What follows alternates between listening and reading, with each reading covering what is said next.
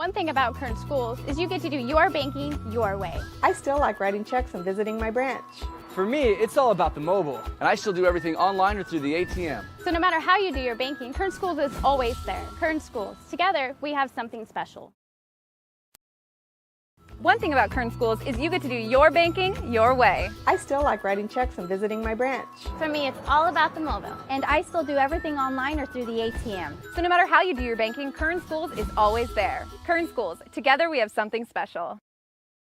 There are over 100 places to get pizza in Kern County, but only 4 are good enough to be called Tony's. So what's the Tony's Pizza difference? We're not giving away our secrets, but the proof is in the pizza. Tony's Spicy Mexicana, the mouth-watering Hawaiian, the award-winning Chili Verde, and so many more. Trust us, you'll find your favorite. If you want great pizza, you can play the numbers game, or you can get it right the first time. Tony's Pizza, 3 locations in Bakersfield and 1 in Shafter. One thing about Kern Schools is you get to do your banking your way. I'm a traditional banker. I still like writing checks and visiting my branch. I'm a millennial, and for me, it's all about the mobile. And I'm somewhere in between. I still do my banking online and at the ATM. And with access to over 30,000 surcharge-free ATMs nationwide, Kern Schools is always close by. So no matter how you do your banking, Kern Schools is always there. That's why we're the #1 financial institution in all of Kern County. Kern Schools, together we have something special. One thing about Kern Schools is you get to do your banking your way. I'm a traditional banker. I still like writing checks and visiting my branch. As a millennial, for me, it's all about the mobile. And I'm somewhere in between. I still do everything online or through an ATM. North in the gym with the singing of our national anthem. Oh, say, can you see by the dawn's early light what so proudly we hailed at the twilight's last gleaming, whose bright stars and bright stars through the perilous fight o'er the ramparts we watched were so gallantly streaming, and the rocket's red glare, the bombs bursting in air, gave proof through the night that our flag was still there. Oh, say does that star-spangled banner yet wave o'er the land of the free and the home of the brave? Well, a very good evening, everybody, and welcome back to the Kern High Network, brought to you exclusively by the Kern High Schools District. What a pleasure to have you with us. This is the 2019 South Yosemite Conference Wrestling Championship. This is the boys' version, and first of all, we want to thank for a fantastic rendition of the national anthem, Jonathan Morley. Once again, hi, everybody. Vance Palm here alongside my partner, Brad Hull, Miguel Garcia, running all things technical, and the one and only K-Dub1, Kevin Woolley on camera. This is the Kern High Network. Tonight's event, the 2019 South Yosemite Conference Wrestling Championship. Last week at North High, we had the girls division. This is the boys division. And tonight, the champions will walk out of here with the Kern High School District guitars. More on that later because they made some big news last week. Let's bring in my partner, Brad Hull. Brad, good evening. How you doing, buddy? Good. Thanks for having me. Last week, let's recap what happened in the girls division, not name by name, but kind of how it went and the format and this new idea and these guitars. Yeah. It was impressive. You had those teams out there, and they kind of did a little mini 4-man tournament. 1 through 4 seeds, 1 and 4 wrestled in a semifinal type thing, dual match, and then a 2 and 3 wrestled. The winners met each other in the finals. They put together a one mat, put it in the spotlight, and had them duke it out for that guitar. And I think it was really impressive. I mean, I love the guitars. I love the idea. I'm really interested to see what those girls thought and the school thought of the guitars the next day or whatever. That'd be interesting to find out. Brad, you made a great point the other night. At that girls championship. You can walk around with your singlets. You can walk around with your sweatshirts. You can walk around with a lot of history and a lot of tradition, and you can walk around with a big reputation, but there's only going to be a certain amount of people walking around with that guitar. You got to have that guitar to back it up, yeah. Trophies are nice, ribbons are nice, singlets are nice, but who has a guitar? So, Brad, what's the format tonight? What are we doing? It's going to be similar. You're going to have each weight class. You're going to have 14 weight classes. You're going to have basically they have 4 wrestlers in each weight class is what they invited. They have 3 leagues, so they took the league champ of each league, and they invited them, and then they had 1 alternate. So there was 3 champs and then 1 alternate, and was invited. And they're going to run the same format. They're going to run a mini tournament of 4 people, semifinals. Winners will meet each other in the finals for that guitar. Winner take all. Tonight, Kern Schools Federal Credit Union, Motor City, and the Achieve Magazine are bringing you both the girls division from last week and the boys division for tonight. Again, thank you to Kern Schools Federal Credit Union, Motor City, and the Achieve Magazine. We'll get to the Achieve Magazine a little bit later on. Again, Vance Palm here with Brad Ohl, Miguel Garcia, and yeah, looks like they're getting started. Kevin Willie. Okay. So we're going to try to do a good job this time, too. These guys have, as you see this time, they have their singlet, their school singlet. So North over here on the right side, North versus Ridgeview. If you make it to the finals, they also give you a finalist singlet, meaning that you'll get a singlet, red or blue, and you'll be in the finals, and they give you a singlet to keep as almost like a trophy, and you represent the Kern High School District at this 2019 South Yosemite Conference Boys Championships. All right, 106-pound division. The number 2 seed from Ridgeview, Jacob Maradiaga, in the red. In the purple on your right. On your left, Stevie Sital in the red from North High School. So, again, Ridgeview, Maradiaga, North, Sital, and the number 1 seed, Eric Mays, will waiting to catch one of them. The winner of this. On the left mat, in just a few seconds, we're going to have from BHS, Ashton Onsurez, the number 4 seed at the 113s, and he'll be going against the number 1 seed from Golden Valley High School, Jaden Hernandez. That's the 113 pounds. So on the right mat that we're showing you now is the 106 pound. Yeah. And I got to give them, they helped us out this time, Vance. Look, on these clocks now, they put the weight class on there. So it says 106. So they helped us out a little bit. You and I needed as much help as possible. Yeah. We didn't know what was going on last week, I don't think. Not that we do this time, but a little bit of help right there. They'll put the weight class on the scoreboard. It'll be the time and then the actual score. So both matches start off with fire, but certainly on the left mat, the 113-pound division, Jaden Hernandez, the number 1 seed, taking on Ashton Onsurez. Yeah. So here's a tricky thing. So you basically what you did is you took the champion of each league. But let's say like Frontier and BHS, they have a tough league. The second guy in the league championship might have been the second toughest guy in this little mini bracket. So you could have some 1 versus 4s, where it could be like a Frontier versus BHS first round maybe. But as you see, Hernandez right here from Golden Valley at 113, he's making quick work of this Onsurez from BHS and has a takedown. He locked up a cradle. He's going to try to swing around and put Onsurez on his back. So our first real match that someone's really in trouble is over here on the left, which is where Kevin is zooming in on right now. Yeah. The 113-pounder, Jaden Hernandez, number 1 seed from Golden Valley, and Onsurez from BHS. Yeah, Hernandez is in trouble. He has the cradle, but he's out of position. You're right. Yeah. He lucky saved himself there, but he's not letting go of that cradle. He needs to get his hips all the way around to the left. There you go. It's fine. He was in trouble right there. He was out of position, even though he had a good cradle locked up, but Onsurez did a good job of, staying in good position. End of the first period over on the right mat. We'll get back to that in just a second because right now there's 45 seconds left on this left mat and the 113 pounds, and it is interesting already. Yeah. Hernandez is doing a good job of riding. See how he's breaking down Onsurez. He's keeping him flat. He needs to stop riding parallel, get out to the side, and try to run it. I don't think he's going to turn him like that, but he's going for that cradle again. He's locked up that cradle. He needs to put the nose to the knee, but he doesn't have it locked. So he's going to get some points, but he's not going to get the pin. But say, every point counts. Onsurez needs to get away.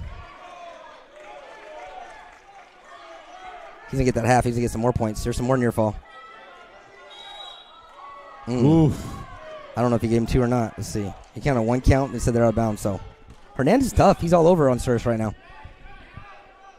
4-0 in the 113-pounder. Hernandez is up 4-0. Yeah, with 10 seconds, your goal for if you're Onsurez, get 1 point. Just get 1 point right now. It'll make a big difference. Try to get 1 point for that escape. And Hernandez on the other side of that just needs to ride and keep him down. He's trying to roll. It's not going to work. So at the end of the first period in the 113s, it's Hernandez up as we scoot over to the right mat. And some noise being made over here. We're tied at 2 with a minute to go in the first period between Maradiaga in the purple from Ridgeview, Cital in the north red singlet. Yeah, all tied up.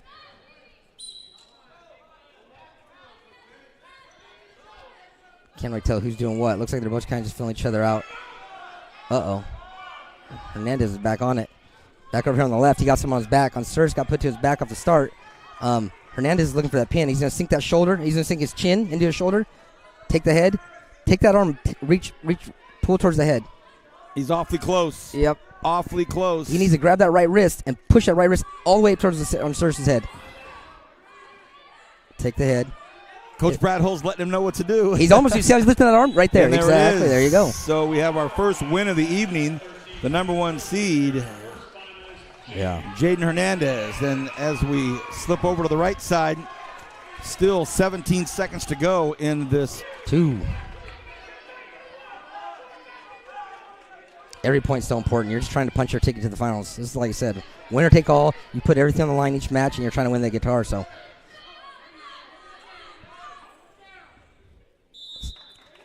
good round by the Cental, I think, from North right there. It's his choice. He's going to pick down. He's going to pick down, try to get a point, and extend that lead. 5-3 is what he's going to try to do. After these preliminaries are finished, they will situate one mat in the middle of the Centennial High School gymnasium. And once that mat is situated in the center of the gym, that'll be for the finalists, and the winner of those will be handed a guitar upon completion of becoming the champion right there on the mat.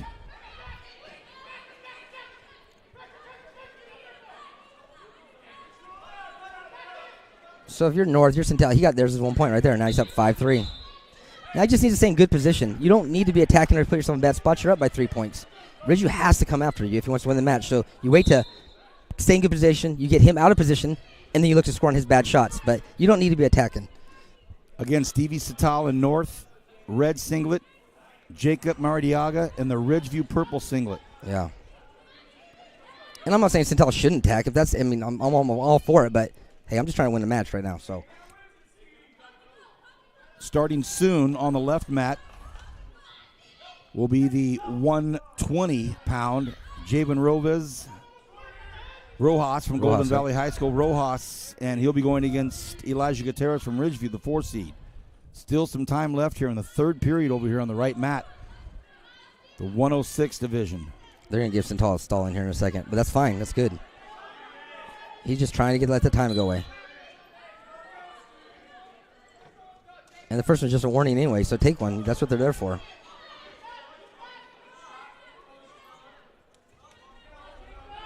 He has 50 seconds to get two or three takedowns. He has to start doing something. He has to have some type of offense. You have nothing to lose, so try something.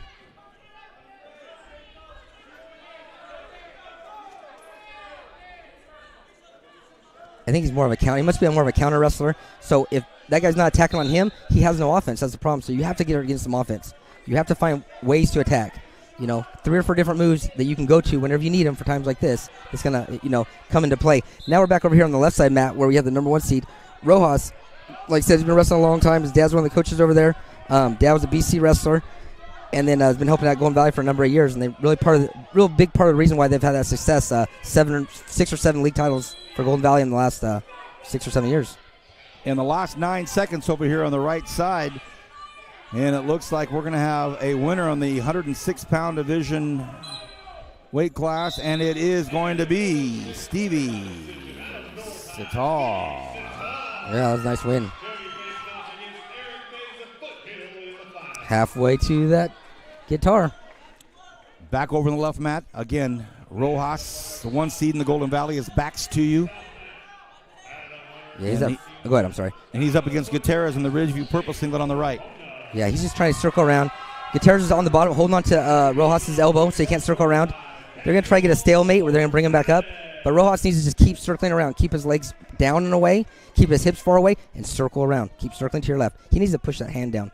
Push that hand down and circle around. The hand's blocking it. There you go. Now put your head in the hole and go around. 10 seconds. They're content with just going 0-0.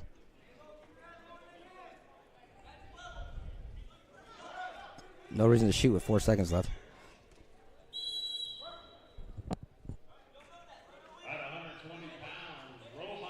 He's going to go down. Rojas' choice, down. He defers. Sometimes it's good to be the first person to score. Psychologically, you're losing your opponent. If you go down, you can get that 1 point off the start.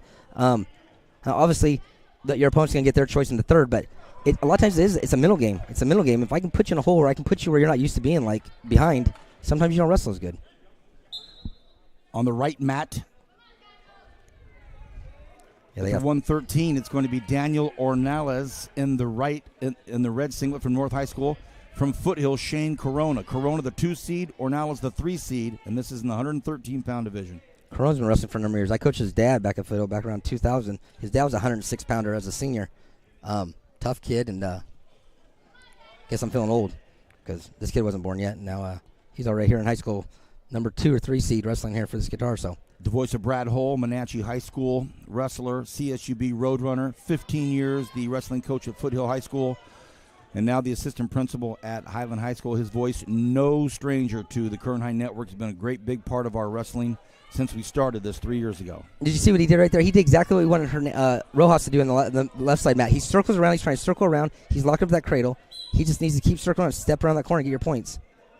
He's keeping the cradle. He doesn't need to worry about as much as he wants to just get your 2 points. Trap that leg, step over and hook that leg. See how he hooks that leg? That stops him from spinning. There you go. 2 points. Now you work a turn. The kid from North, he's burying his head. He's burying his head in the mat. There you go. Get it up. He's worried about what Cronin's doing with his wrist. Don't worry about what he's doing with your wrist. Just get to your feet. Get to your feet, then fight the hands. That's Ornales from North. Okay. See how Ornales has his head in the mat? Yeah. Not good. There you go. Up. Now stand up. He's never going to get away. If Corona grabs my left hand and I fight off my left hand, then Corona's going to grab my right hand, and I'm going to fight that off. But you got to get to your feet if you want to start scoring. If not, Corona's going to have a chance of trying to turn you or at least keep riding you. That was a good job by Ornales. At least he did a little switch. 15 seconds left here in the first period for the 113s, 2 and 3 seeds. It's going to be, oh, good job, Ornales. He got in. Now he gets to finish in a short amount of time. Corona's going to hold on to the ankle. That's the end of the first period on the right mat. Over on the left mat, under a minute to go here in this 120-pounder. And Elijah Gutierrez from Ridgeview, the 4th seed, putting some pressure on Rojas, the 1 seed from Golden Valley High School. So what he did is he picked, remember how Rojas deferred? Yep. And he gave him a choice. So not only did he get 1 point, that's probably a gimme, but then when he gets the takedown, now if I'm Rojas, I feel like, man, I'm down 3-0. So not only do I got, the next round do I got to pick down, get away, I still got to get takedown just to tie it up. It's psychological. Sometimes you want to score first. Score first, wrestle from the lead position. He's still going to be okay, but I'd rather wrestle from the lead than from behind. Get points when you can get them and as quick as you can get them. Under 10 to go on this left mat.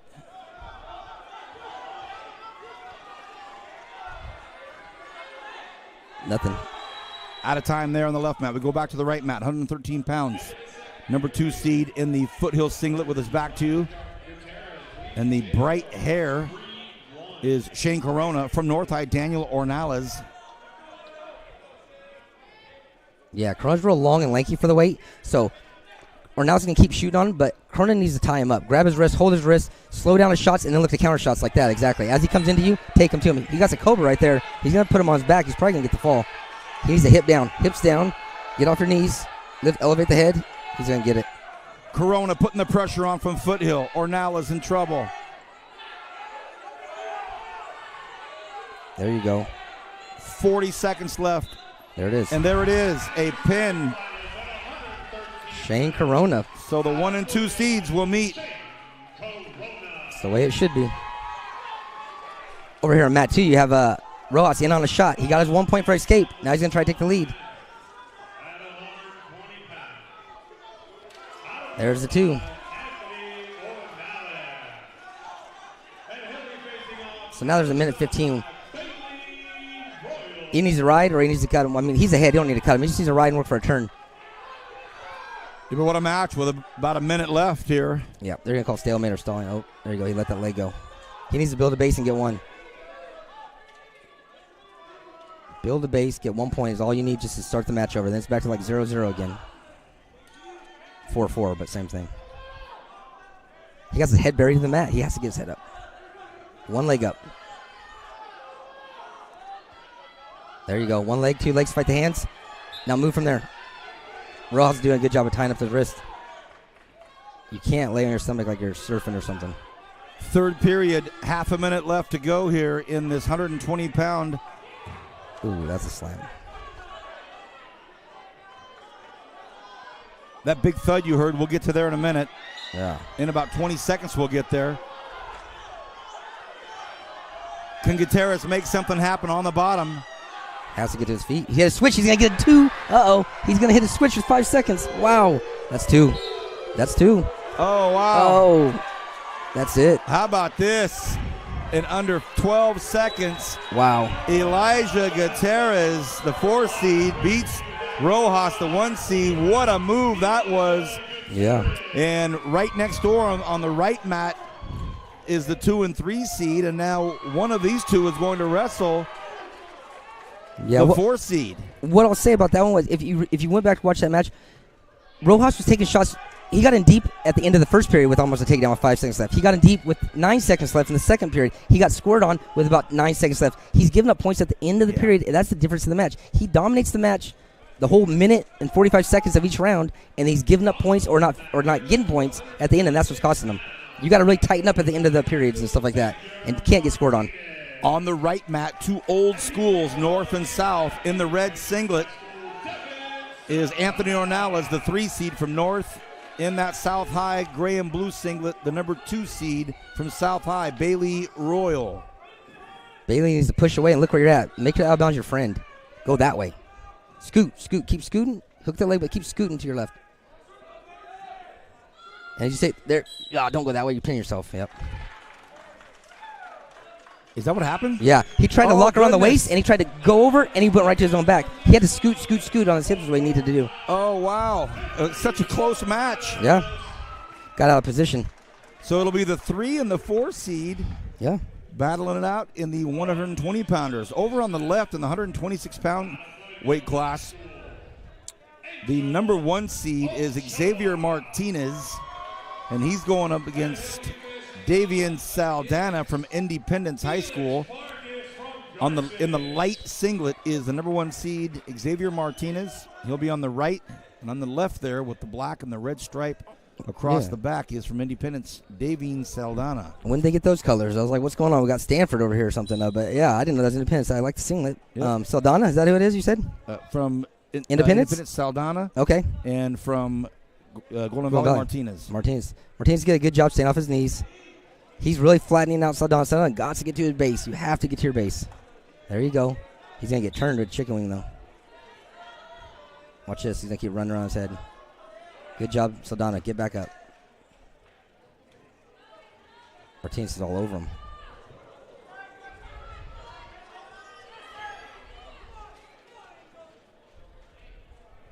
Also in the 126-pound match on the right mat, which we'll get to ultimately, is Angel Ochoa from Foothill and Felix Vargas from Garces Memorial High School. We have a Ram in here. Yeah, rocking those white singlets. Don't get a bloody nose. Hey, I love white, but as a coach, I was like, do you know who washes these things? I do. I used to carry around those little sticks or whatever. Those, someone get bloody nose, I hate it. I was like, could you please not get blood on my singlet, please? Last 15 seconds on the left mat. Martinez all over him on top. If you're still down, don't pick bottom. And I think his coaches would probably make sure he doesn't, but that'll do it on the left mat for the first period. Over on the right mat, a minute to go in the first period. And a lot of activity there by the Garces Ram. Felix Vargas. Vargas now. And Angel Ochoa getting after it. No score yet, but Ochoa needs to come out the back. No points have been scored. He has that leg. He needs to push away, get his head out, and drive into him. Vargas needs to keep driving into Ochoa, though. He needs to get his hips. Whoever can get their hips higher is probably going to get the points. There's Vargas' hips are higher than Ochoa's. He's going to step around. He needs to step around, hook that leg. He keeps circling around, drive into him. He'll get his points. Saldana picked bottom, didn't he, over there? Yeah, he did. Oh, no, he must pick neutral and got taken down. So no points over here with Vargas and Ochoa. They're still in a scramble. Or control still given to, I'm sorry, the takedown was given to Garces, and they're still saying he's on top. Ochoa needs to get away and just get 1 point. If anything, he got 2 reversal. Good. Now Vargas is going to get a reversal or 1 escape. Nope, he got back to control. Hey, they're scrambling. That's good. It's a nice match on the right mat there. We'll break away and go to the left one because there's 1 minute and 5 left in the other 126-pounder, Xavier Martinez from Golden Valley. And he's about to get some more points against Saldana from Independence. Yeah, he was already in control still, so Saldana hadn't got 1 escape yet. If I'm the coach, I'd probably take a chance if I'm Golden Valley. I'll let Martinez cut him. Let him go, get another takedown to try to build up that lead. If you get taken down, guess what? You're still winning 4-2. But you want to give yourself a cushion so something crazy doesn't happen like Rojas happened. You know what I mean? Exactly. So don't leave things a chance sometimes. When you're that dominant, get 2 more points, get a 5-point lead, go into the last round, give yourself a little cushion. Last half a minute in the second period on this left mat that we're watching. Martinez doing a good job trying to turn, but Saldana's good enough not to get turned. So, I mean, he's not able to get away, but he's also good enough not to get turned. Last 10 seconds on this left mat, the 1 and 4 seeds, Martinez from Golden Valley, Saldana Independence. Martinez probably going to pick bottom, get away, get a 5-0 lead, then look to get a takedown, probably win it 7-0. Let's go over to this effervescent match over here on the right mat, a 2-2 tie. And again, it's Angel Ochoa on top there. The Foothill singlet. So my last year at Foothill, I don't know if I should say this. I'm not too happy about it or proud of it. I let the wrestlers design their singlets. That was the last year I was there. They're ugly singlets, I'll be the first to say. But I let my wrestlers design it. It's just a mix of all kinds of stuff going on there. Is that the whole design right there? That's not me. That was me letting them go ahead on my last year out design. So they put an F on the front. They put some stars. I don't know what was going on, but I told them it looked good. But I don't want to tell the kids they were the seniors that year. But it's kind of a mix of, I don't know what it is, stars and something. Nobody's going to hold it against you, Brad. It's all right. I was out on my way out right then, so I was like, yeah, that's okay. Hey, I'm glad they're still rocking them, though. That's cool. Famous last words. I'm out. Nobody will ever say a word. My name will never be attached to it. Nah, I will. I just put myself on blast right now, so. There you go. Just over a minute to go on that right mat that we're on, 2-2. Uh-oh, Martinez is hurt. Oh, look at this. Uh-oh. He's banged up.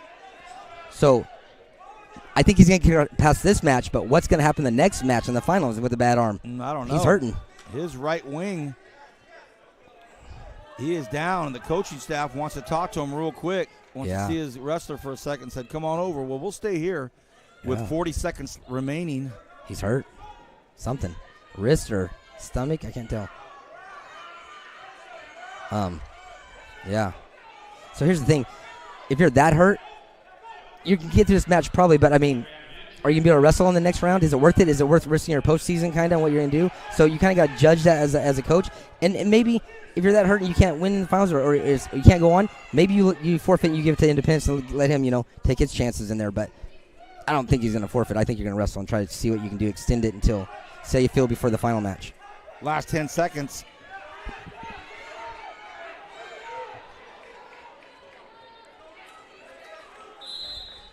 And it's a 4-3 match. Woo, boy. Yeah. Back over here to the left mat, a story of intrigue now because Martinez banged up. Yeah. And now you're starting to see Saldana figure it out, that right shoulder, right arm, whatever it is, and it looked for a second that Martinez was looking up at the official. He is in pain. He's in pain, Brad. Yeah, and Saldana's, he's a legger. He's a top wrestler. He's long and lanky. This looks like this is his strong position. So he's doing a good job of riding. I don't know if he's going to be able to turn, but maybe you go back and you say, I shouldn't have picked neutral. Maybe I should have picked top. I don't really know. It's easy for me to sit here and second guess, but this is obviously his best position. You know what I mean? So you want to wrestle in that position as many rounds as you can, as much time as you can. He might get a turn. You never know. Uh-oh. You go to mat 1. That 5-4 match just got blown open, and that Ochoa with the pin. Oh, wow. It was a singlet. It was a singlet. I'm just kidding. The effort fall. Well, what a nice match that was. Vargas goes down. Ochoa gets the pin. And so back over here in the final. So the winner will wrestle this one, right? So these guys are going to wrestle each other. So Foothill versus the winner of this mat right here. Yep. And Martin is able to hang on, banged up and all, and when nobody's happier that last whistle has blown. Yeah.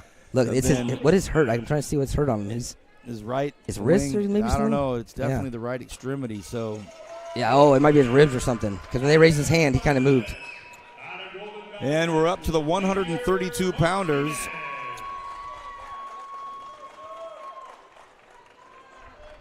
And it's going to be over here, Michael Ramos. So for the 132 pounders here at Centennial High School, over on the right mat, it's going to be Michael Ramos in the Highland singlet against Dante Fugazi in the North singlet. Fugazi on the right, Ramos on the left. I've heard that name for a number of years, Fugazi from North or whatever. What seed is he? Is he? Number 3 seed, Fugazi. Oh, 2 and 3. From North, Ramos number 2 seed. And Ruda. Yeah. Everardo Ruda will Golden go Valley. right into the. Oh, I see. He's already in the finals. Yep. This will be to see who meets Ruda, yeah. Yeah. And then on the left mat, ultimately, we're going to see the number 1 and the number 4 seed in the 138 pounders. Dominic Leone from Golden Valley against Elijah Graves from Tehachapi. We have a warrior. Tehachapi representing. Yeah, these guys are here on the right hand, the north and south. There's the north and Highland. They're just kind of feeling each other out. Looks like Ramos got in on a shot. It's all going to be all about finishing. He needs to take that leg out, lift it, and grab the other one. You got 2. Stay behind him. Get off your knees. Working that half. He's going to rip. He might get it. He got it. He got that rip half. Yep, on the right-hand side. You see what he did? He ran that half, and Fugazi was up on his base. So what he did is he ripped him across his body and then swung him over. Very nice job. Michael Ramos there in the white. Fugazi. Nice. Quick work by Ramos. Michael Ramos, you're right. Quick work of Fugazi. So the 132 pounders are set. And yeah, over here you got the Tehachapi kid. Tehachapi against Leon from Golden Valley.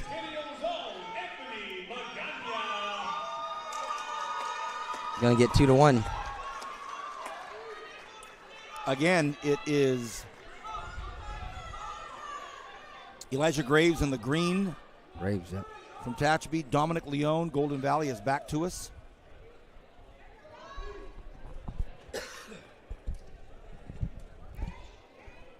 Both controlling the wrist. Leon's working the inside tie. Looks like he's the aggressor, kind of. He's going to keep working the inside tie.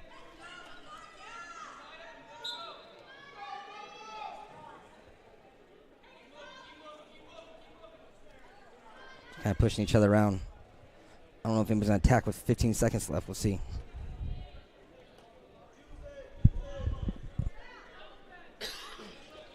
There's another attack by Leon at the end of the round, but 10 seconds left. You want to try to score if you can, but he got it. Nice. He just bring him to return to the mat. There's 2. Nice takedown then. Into the first period on the left mat. 4-1 there. Leon from Golden Valley in the lead. We get over here to the right mat. And again, it's Javier Ocampo from North in the gray singlet on your right. And in that red and white one now on your right is Anthony Magana, Centennial. Look at the size. I mean, they both weigh 138, but look at the difference in height. One's like tall and lanky, one's short and stocky. Not that one's easy, one's more difficult to wrestle, just different styles. Different people, different styles, and you got to adjust to the style and try to do what you can. And most important thing is just wrestle your match and your style. Don't worry about your opponent too much. But you do got to be careful. Some of those guys are longer because you start thinking things like, hey, they're going to reach for my legs. They're going to reach for cradles.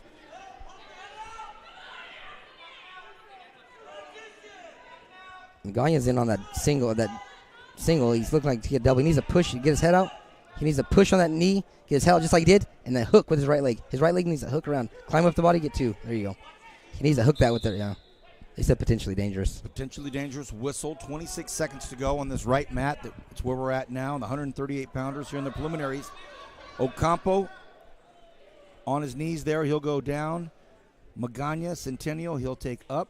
138 pounders. I think the score's wrong because you can't have 3-0. You get.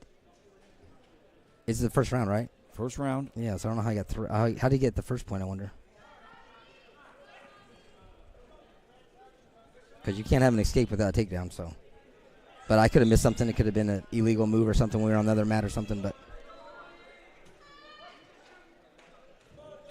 20 seconds in the first period. Ocampo needs the one. match you're watching. Ooh, get away. Ocampo doesn't, yeah. So what he did there, he tried to go for the reversal. He tried to go around him. Sometimes it's best just get away from him. Get your one. Get space in between you guys and separate and get your 1 point. He's going for the 2, that's fine, but Magaña's going to hold on to that leg with no time left, and he's not going to give up anything. That's the end of the first period there. Over on the left mat, not much time left in the second period. And I'll tell you what, Elijah Graves has hung in there, Brad. He's going up against Dominic Leon, the number 1 seed there, and they're out of time in the second period. So, yeah, and he's going to go bottom. He's probably going to get away. It's going to be 2-4. Oh, he picked neutral. Someone picked neutral. So we're in the second period on the right mat, but in this left mat over here, a 4-1 lead for Dominic Leon. Yeah, so by picking neutral, so he did that by saying he's saying that I'm going to take you down like twice or something like that. So maybe he didn't have faith in his bottom wrestling getting away. So you better have some good offense because you're going to need a couple takedowns to win this match.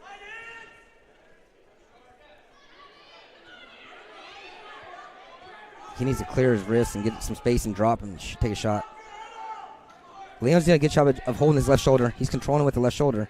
So he's taking away that whole right arm. Now he got an underhook. Graves did a good job of clearing that. We'll stay on this left mat because they're in the third period. The 138s on the right mat are on the second period. We'll still have time there. What do you see here, Brad? Leon's going to get a double. He's going to reach around their waist and he's going to get 2 right there. He's going to extend that lead 6-1 and just ride and work the turn. Just over a minute left here in this third period on the left. 138-pound preliminary, number 1 seed Leon, number 4 seed Graves. Graves didn't get away. There you go. Graves gets his second. Graves needs some offense now. Throw something at him. Get something. Take a chance. You have nothing to lose. Leon's doing a good job of controlling his wrist. You just want to slow down his attacks. See, he's watching the clock. Save your energy for your next match. As you see, like when we're doing dual matches sometimes, I'm always preaching like bonus points, looking to score extra, go after them. But that's totally different in dual matches. This is an individual, you know what I mean? So you don't need to get it. You just need to win your match is all you need to do.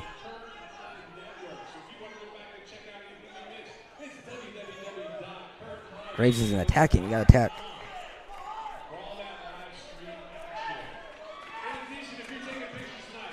You got 15 seconds. You got someone coming with something crazy. Grab around his body. Try a throw. Even if you can't do it, you have nothing to lose.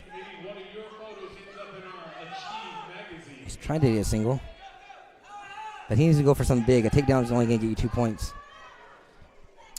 And that's going to do it on the left mat. 138-pounder. The 1 seed, Dominic Leon, will be in the finals. We go over to the right mat, and we see a 5-0 lead right now by Anthony Magaña from Centennial High School. He's on the right. On the bottom is Javier Ocampo from North. Yeah, they're going to go 5-0. That last match for Leon, the other match, I wasn't knocking Graves. It's just try things. You know what I mean? You got to have some failures before you have successes. So throw some things out there, and you have nothing to lose. If you lose, hey, at least you try something. You'll take it back to the practice room, and you start practicing some of these, what are my Hail Mary type plays, you know what I mean? If you don't practice or you don't try them, you're never going to get better. So go for it. Go for it. You have nothing to lose. I like it, Brad. That's the voice of Brad Hull, pride of Wenatchee High School, a CSUB Roadrunner, 15-year coach at Foothill High School, now the assistant principal at Highland High School, and it's like the Tony Romo of wrestling. Right before right as he says that, right before they do it, and it's a delight to be involved in it. It's a pleasure. Vance, they're going to do this, and then the guy does that. Vance, she's going to do this, then she does that. I'm wrong just about half the time, too, so don't, Come on, Brad, I'm pumping you up, dude. I'm pumping you up. I know that. Okay, let's see. 5-0. He just needs to keep riding. Is it Fugazi? Magaña. Oh, Magaña from Centennial on top, yeah. But from North, Ocampo. Ocampo needs to get some points. You're away. Pull the hand. Get away. Get one. There you go. Give him one. Oh. Give him one, Donnie. Come on, Donnie. We will announce the officials in the second in the championships. We'll give you the officials' names. Right now, they're getting warmed up too. Brad knows them all. Yeah. On the 145-pounders, in just a second, we're going to go with the 4 seed Anthony Corona against the number 1 from North High, from the number 1 seed Ernie Machado from Golden Valley High School. That will commence in just a moment at the 145-pounders. The guy is doing a good job. He's just in control. He's using his head to keep Ocampo's head down in the mat so he can't get up. He's rolling out his wrists. He's controlling wrists. He's keeping the head driving on the back of his head. Ocampo's can't get away. He can't even build a base right now until he starts getting his head up.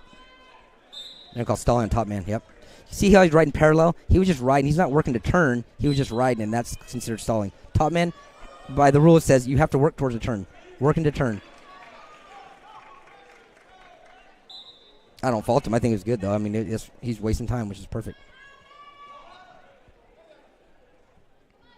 So there's a difference now is Magaña needs to work out to the left, work out to the right. Make it look like you're coming out to the left, coming out to the right, working a turn. Don't stay in that parallel position because the ref will hit you again in a little bit, but it'll just be 1 point. Good job. Campos sitting out. Now he needs to do some sit out and stand up. Push back into him.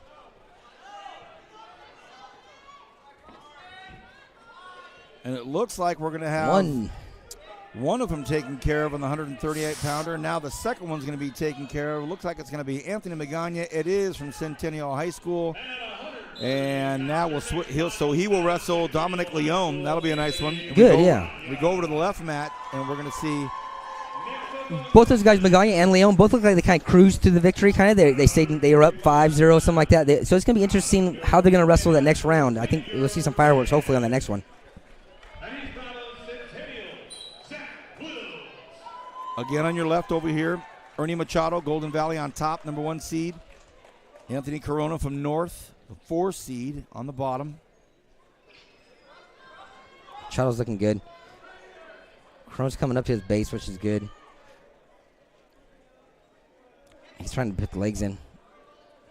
Oh, suck him back. And now he's going to put that right leg in. Watch. See that right leg of the top guy, Machado? He's going to sink that in. Oh, he's going to go for a cradle. He put his head in the ribs. No, good job by Corona. He's going for it. So it's almost like Corona's afraid to come up because of what Machado's going to do to him, when you open up. So when you come up, you got to explode, get to your feet, make it fast, make it powerful, and get away. If I'm North, I probably won't pick him down. I might defer if it's my choice. I'll probably defer if it's North's choice. I don't know. We'll see. Depends on the coin flip. North, defer. Force this guy to go bottom. There you go. Now, hopefully, Corona got some good top skills so he can start, working a turn. Machado's going to get out quick. He's going to come to his feet. You see his butt? You see how his butt's not resting on his Machado's keeping his butt off his. That means he's going to come up. He's going to spring up with his. He's going to come right up. There you go. Or a roll, but he's not going to stay down. You can watch the bottom guy, their position. If they're sitting on their ankles, that's where their weight is. They're not going to probably move. So he got one. Oh, both attacking. Good job. Corona, though, at least attacked. Golden Valley, 3-0 lead right now in the second period. Machado's doing a good job of seeing that, splitting that hands. He's holding that at the wrist so you can't wrap around his leg. Machado's, nice duck under. That was very nice. Whoa. That was very nice. What he did is he took that pressure and just ducked right underneath it and let Machado just fall to his face. Corona gets the 2. That was pretty. Out of bounds there. 1:22 left in the second period. A tight one. Golden Valley 3, North High 2, yeah. He's going to let him to his feet. So Machado does a good job. He likes to control wrists. So what Corona did right there, the North High, when he's grabbing his wrist, he just used it, let him have that wrist, and he ducked right underneath it. I'd go to it again in a little bit. Let Machado grab your wrist and duck that same side. Machado's on his knees. You need to grab his head. I don't know if you want to attack like that. Corona goes in. Machado's long. He's going to spread you out. He needs to get his hips. He needs to turn his hips and cover the head. He needs to put the hips on the head. After the end of the first period on the right mat, we have Zach Willis leading 4-0 over Xavier Reyes from Miramonte. That's taking place. We'll get back to that. Right now, a really tight match, interesting match, 145 pounds on both mats. But the match you're watching right now is... Yeah, Corona and he was almost in the identical position earlier where he could have ducked under again. He could the same thing he did a while ago. He should have done it again. But now he's going to step over. Machado's going to step over, leg in, put both legs in, put his hips down. He'll get the pin. He needs a hip down. Legs need to go in. There you go. You got to watch him when he's coming back. He needed to put more pressure. He could have got the fall. He's going to score 5 right there. He scores 5 to make it 9-2. So Machado with a big Yeah, he blew that match open. scoring moment there. Golden Valley up 7. And how about this? Wow. Centennial. That's quick. Zach Willis will be the first finalist at the 145-pounders to wrestle for that guitar. Yeah. It's that blue chair. Brad, we go into the third period here, and a commanding lead for Machado from Golden Valley. Big lead over Anthony Corona from North. Yeah. He's going neutral, which is good. I look at that Golden Valley wrestler. Can't speak about Golden Valley without saying hi to our great friend, K-Dub2, the great Kyle Wiley. Yeah. Kyle, thank you for your never-ending support. I heard he's doing soccer or something right now, so I'm a little disappointed in him. So, you know, I thought he was a true wrestling fan, but no, I'm just kidding. The great Kyle Wiley will go where his I know. golden He's a pipes are soldier. needed. Where his golden pipes are needed. Yeah. No, he's doing good. Here we go. Third period. Left mat. 145-pounder. A big lead for Machado from Golden Valley High School. Yeah. Corona should attack. He right here. Let him grab your wrist and look for that ducker again that worked the first time. Machado's going to go around him. Cradle. He needs to put the head in the ribs. He got 2. You need the head in the ribs. Just drive over. Tripod up on your head. Machado needs to get up on his head, get on his tippy toes, and he should get the fall. He needs to go straight over. Drive him straight over with your legs. Get up on your head. Machado needs to use his head down. Tripod with your head. Right, just like that. There you go. See how he's in there? Now he should just keep settling down. Head in the ribs. Drive. He's not, I don't know. He's letting Corona like get out of positions and like kind of fight to legs. It doesn't look like there's like that, I don't know, just toughness or meanness to finish him off or desire something. to finish yeah, the deal, and I'm not trying to knock him or anything, but it's like he kind of just kind of rolls into a position, kind of lets him out, and hey, he's winning 15-2. I shouldn't He talk. is up 13. Yeah. But I get what you're saying. Yeah. He's going to get that cradle again. It's that long body, long arms, long legs. He's going to leg in, stretch him out. Both legs in now. Minute left. Both legs on hips in. He's going to flatten out Corona. There's flat. Now he's going to start working the power half. Take the head, scoop it back, and it's going to be over. He needs to reach with his left arm. Machado needs to take his left arm and keep reaching out and pull. Keep pulling Corona's head closer. Take his head again. He got 36 seconds. He only needs 2 near fall, and it's going to be over. It'll be a technical fall. 15-point gap. Half a minute left, and Corona just hanging on. Yeah. Oh, he's going to go for banana splits. He's not going to get it. Corona's going to get his leg out. And we'll stay on this left mat. That's been an impressive win for Machado. Yeah. He's pretty much done everything but end it. He's so close. He should be fighting for that 2 points. Finish it off. Okay, so he's going to let him go. So he really has to get 2 takedowns, but why let him go at 5 seconds? Good job of Corona attacking still. And that'll do it over their 145-pounder, Ernie Machado. Very impressive finish. Yep. And now we go over to the right mat. And this is the 160-pounders, Coach Hull. And it is the 2 and 3 with Brian Valencia has already made it in the 1 seed for Golden Valley. But this is Julius Mayal from North in the red. And he has Dominic Roundtree from Highland in the white, the 3 seed.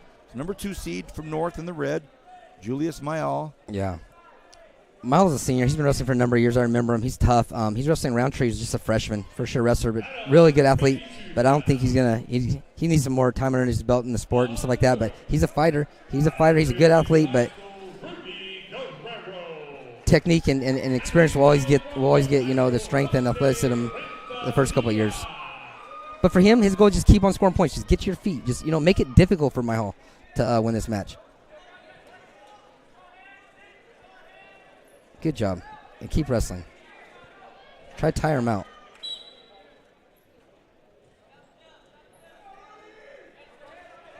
Legs back, legs back, legs back. Put that arm down. Legs back. Snap and go around. He's trying. Throw him. Mayal's he's tough though. Roundtree better not get too out of position because Mayal's going to try to step in. Mayal's looking a little tired though. I don't know. Maybe not. I'm just making stuff up, trying to help the Highland kid right now, but I think my hall is going to be all right. Into the first period, we go over to the left mat, 152 pounds. The number 1 seed from Ridgeview, Rudy Guerrero in the purple. Guerrero. And from North High School, it's Jose Rentiera, the number 4 seed. So it's Rentiera and Guerrero. Guerrero's trying to get that head in the hole. He's going to trap the thing. He's going to try to cradle him. He's going to bring that nose together. There he's going to lift that leg up and trip. Lift the leg up and clear your arm. No, he's going to try for a cradle, standing cradle, but he just needs to get his 2. He's going for the home run. Good job by Renteria. Good job. Way to keep wrestling. As you saw right there, Gutierrez was in the dominant position. He had the takedown, but he's trying to go for the standing cradle. He should just try to take the leg out, get your 2 points.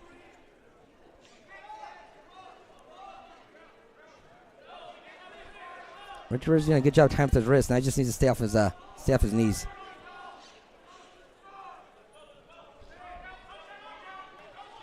One and 4, huh? You said 1 and 4 or 1 and...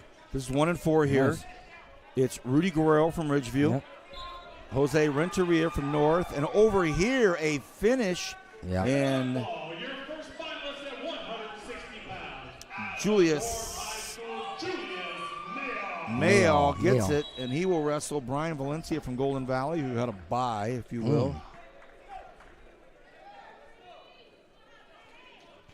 So let's see what they do. They deferred. North is picking bottom. And now we're at the 152s over on the left mat. So was it Guerrero? Is what his name? Guerrero from Ridgeview. Guerrero. Guerrero's long leg. He's gonna try to get a cradle. So if Renteria stands up, he needs to make sure that he keeps his head and his knees away from each other. Don't get your knee anywhere close to your head, because as you see Guerrero, he's taking those 2 hands. He wants to use his long arms, and he's gonna try to circle around. He's gonna try to cradle you, which he's just doing right now. So Renteria needs to take that wrist over your head, just like he's doing. Get to your feet. Good job. Very good job. Starting on the right mat, we'll get to in a couple minutes. The 170-pound preliminary between Eric Eaton at East High School. We have a blade here, and Garrett Ellis from Centennial. That'll start here in a second, the 170s. But we're watching the 152s right now between Guerrero and Renteria, and this is a battle. Yeah, for number 1 and 4, he's taking to him. Good job. Renteria just needs to keep doing. Oh, we got out of position. Keep scooting your hips. Keep scooting your hips. He needs to get his hips up. Guerrero's going to keep sucking his hips to the down, and then he's going to step over. He's going to try to reach with his right arm around the waist. There it is.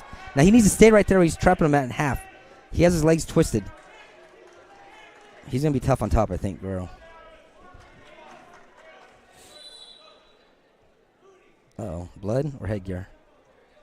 Headgear. Headgear stoppage there.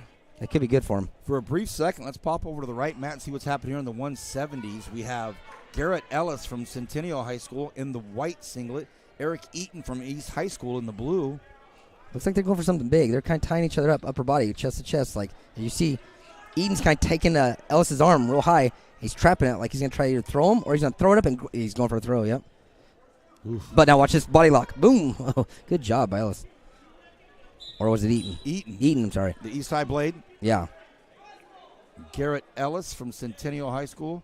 Eaton wants to go. He's not afraid to throw. You can tell, but it looks like Ellis is right there with him. So 2 good matches right now. We're watching the 170-pounders on the right mat. We'll get back to the left mat here in a bit.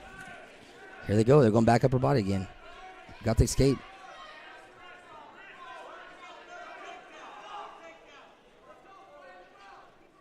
Let's see what they're doing. Let's see. Doesn't look like anybody's trying to attack the legs. Nope. Eaton's going to dig that underhook. Sarah's saying upper body. He loves that overhook. So he's overhooking the left side, and he's going to try to trip. He's going to take his left leg all the way across and try to throw Ellis if he can. But Ellis is kind of backing up a little bit. Like, you don't like being there? You don't like being there? Hey, man, Eaton's going for it, but he's not. He's staying in opposition. But he might get one of these. So 6-2 right now in this 170-pounder with 10 seconds to go here. And we're at the end of the second period in the 152-pounder. So, goodness. Yeah. gotta be careful. Yeah, East High, he wants to throw. So we'll go back over here to 152 pounds. 5-3. He tied it up. I mean, he got some near fall, and he got the lead again. So, again, you're watching Rudy Guerrero, the number 1 seed in the Ridgeview purple singlet with his back to us. And in that red singlet from North High, Renteria. Jose Renteria in the 152-pounders. Good job on this one. See how he went for just a takedown? He's not trying to go for that cradle off the start. He just needs to get his 2 points. Now half with his left hand. Left hand needs a half. Ooh, he almost had it. Should have went a little sooner. Guerrero with a 7-3 lead in the 152-pounders. Yep. Now you're just looking to ice the cake. Put the icing on it. You know what I mean? Get a turn. Just work, stay in good position. Don't get it too crazy. Don't give him one, though. Good job, Renteria. Clear yourself, get one. Go back and do a throw or a takedown. See, he's in good position. Don't let go right there. You had a good position. You had a front headlock. Stay in that position. You got your one. Snap him down. Use it. You don't have to break it to go ahead and to get another takedown. He's going to go for that Cobra, but he's not. Guerrero's good. He needs to go for that leg right there. Hook that leg. Come up, come up, come up. You might get it. Oh, wow. Hips down. Come over. Wow. He's going to get 2. Cut him. Oh, cut him. Cut him. Let him go. Let him go. A 7-6 match here in the Watch 152-pounders. Oh, goodness. Get out of bounds. Get out of bounds. Brad's talking to Rudy Guerrero. Yeah, sorry. No, I'm trying to help him. Hey, Like, get out of bounds. You do your deal and I'll paint it. Yeah. How about this? Yeah. So he's still in control. He's going to tell the ref, hey, I'm going to give him 1 point. I got 40 seconds to tie it up. He's going to tell him, give him 1 point, let him up. Now Guerrero needs to stay in good position. Grab those wrists from Renteria. Grab his wrist and slow him down. 2 great matches, but the one we're on's in the third period with only a half a minute left. So 30 seconds doesn't seem like a lot, but it is a lot. You have no time to set up one good shot. It's kind of like basketball. Design one good play where you're finally, don't dive in there and get out of position. Set something up, make it nice and clean, and then look to score and give everything you got. And Guerrero's saying no dice to all of that. Yeah, he's controlling those wrists. Again, Renteria in the red has to make something happen in 13 seconds. He trails by 2, 8-6. But Guerrero holding him off with those long arms. Yep. And you're not going to take me down if I'm controlling your wrist. See what he's doing? He's taking 2 of his hands and trapping 1 of Renteria's. Hey, what a nice match that was. In the 152s, Rudy Guerrero, the number 1 seed, will move on. Over here on the right mat, as we go into the third period, it's a 6-5 match, Brad. Yeah. He's tied. Oh, no, he's down by 1, right? Ellis is up by 1, I think. Eric Eaton is on bottom from East. Garrett Ellis on top from Centennial. And it's all tied. And we are knotted up at 6. Ooh, boy. I think we might see a lot of points this round. I don't know. I would say the person that gets takedown wins, but I think we're going to see more than 1 takedown. Eric Eaton on your right in the red and blue from East High School. Garrett Ellis, red and white from Centennial.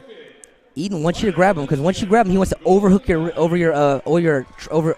trap, like not an underhook but an overhook. So he's gonna try to get in that position where he goes almost chest to chest. He's gonna try to isolate one of your hands, one of your arms, and then he's gonna try to score from there. So he's doing there. It is right there. See, I trapped that left side. Now he can stand. Okay, he's gonna keep trying to do that, and it puts Ellis in a bad spot. Ellis needs to attack the legs. There you go. When Eaton is coming forward to try to overhook, that's when you need to attack.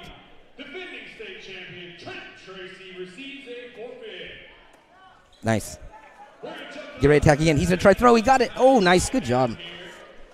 Did Donnie give him anything? He's going to come on top. Look. Boom. 2. He just gave him 2. That's all right. Get Ellis picks up 2. Yeah. I would argue that call if I was East High. Nice. He got 5-point Granby. He's going to get 2. Look, and he's going to get near fall. And the pin. Oh, nice. Wow. Good job. Eaton. What a finish by Eric Eaton. Yeah, dangerous. By the way, a very special hello and a congratulations on the great job you're doing by Mr. Jim Marisich, Big Jim Marisich. Oh, yeah, Jim, North High. Oh, yeah. I wanted to let you know you're doing a fantastic job. He's my guy. Here we go, 195-pounders on the left mat. We're in the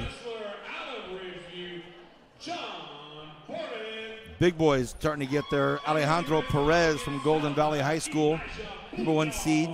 And he's going against Alejandro Marquez from North, so 2 Alejandros. Yeah. I bet you Alejandro wins. Perez from Golden Valley. Marquez from North. Hey, we see a lot of North. I think they got their whole varsity team wrestling this thing. It's nice. Yeah. This is the 2019 South Yosemite Conference Championship Boys Division inaugural event brought to you by Kern Schools Federal Credit Union, Motor City, and the Achieve magazine. Nice shot. Got the double. Come up his body. Get your 2. Come up around his waist. Up, up, up, up, up. There you go. Leg in. Bring him down.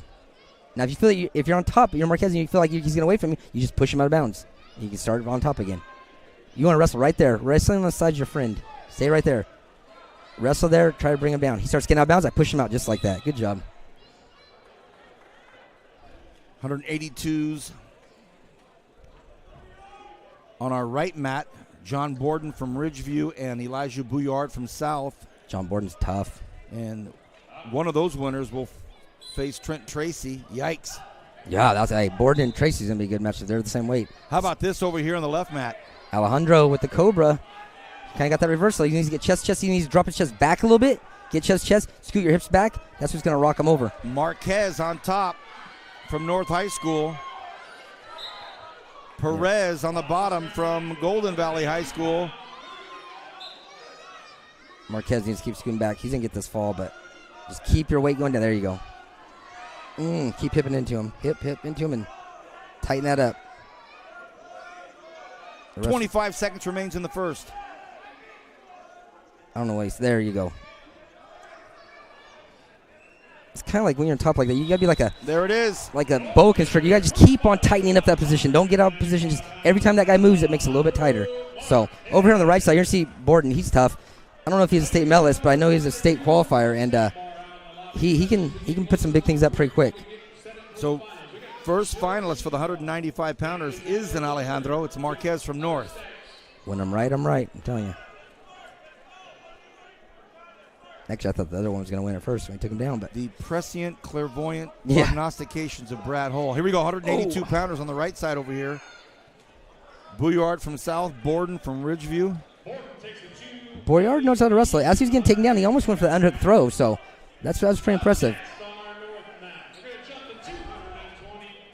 He's going to get away, maybe.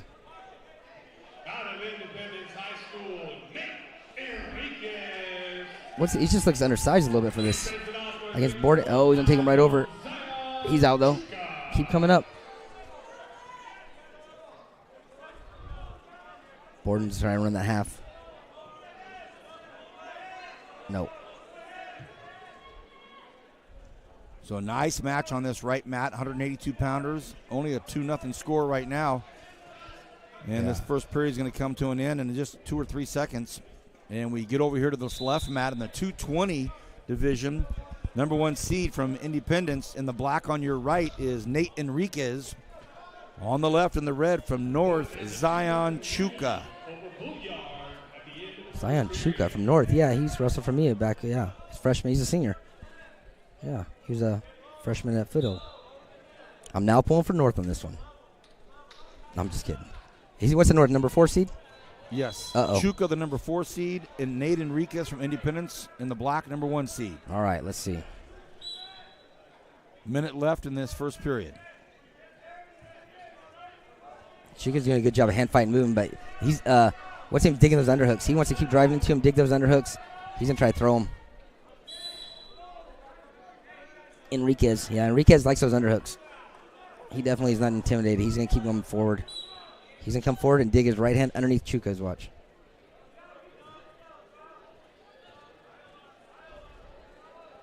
Looks like Enriquez just trying to get his hands on him is what he's trying to do. Hands 40 on. seconds.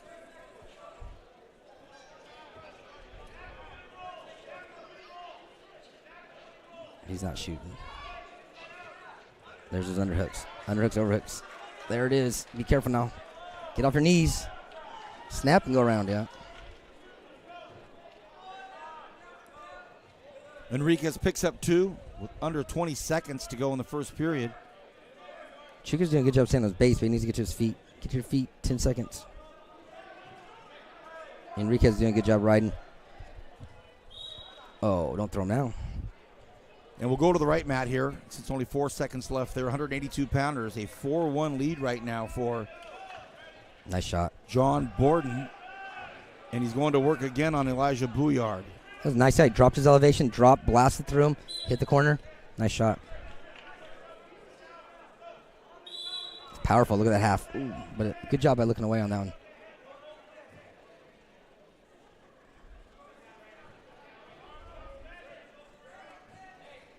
Gonna be third period.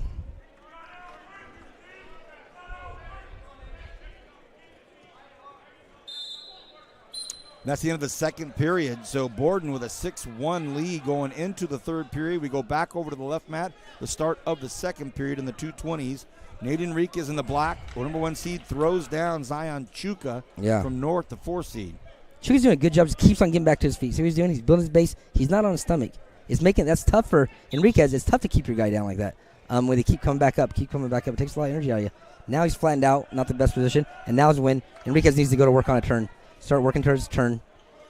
Looks like he's going to try to roll a wrist out on the left side, half the right side. He's riding parallel, though. He needs to get out to the side. Chuka could be stalling, too, but trapping those arms. He needs to come up. He's going to take that out. He's going to put it behind his back.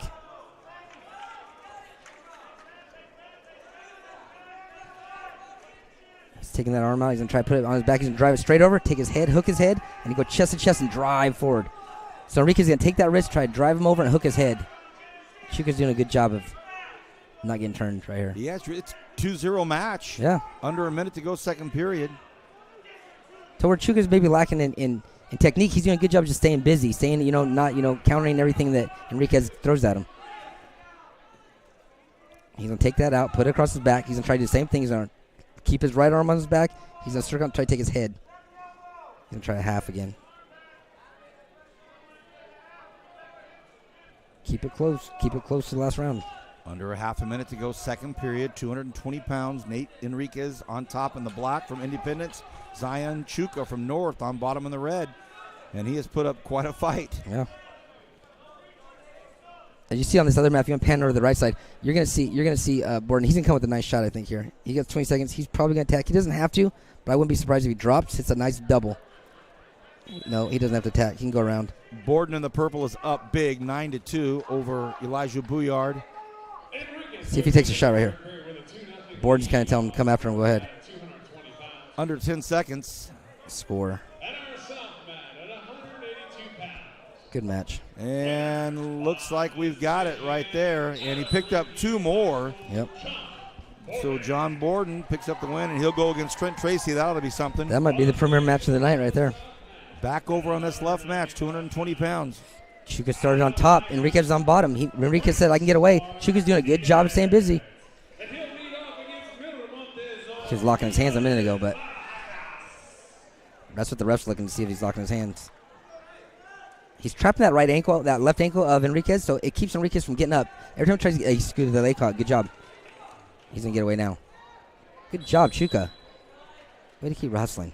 This is the first of the 2 matches in the 220-pound weight class. Zion Chuka from North is up on top in red, and he has Nate Enriquez from Independence trying to figure out what to do here. It's only a 2-0 lead for the number 1 seed Enriquez. Yeah. And there's a minute and 19 to go here in this final period.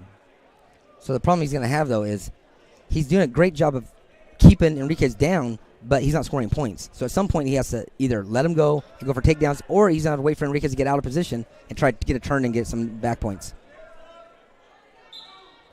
Because really, Enriquez doesn't have to do anything, and he's winning, but he's going to try to get away. He's going to stand up with 1 foot, and he's going to try to get to his feet. Chuka's doing a good job keeping his weight on Enriquez. See how he's always off his knees? Here comes Enriquez. He's going to get away. Chuka runs him out of bounds. Castro on the bottom, Perez south.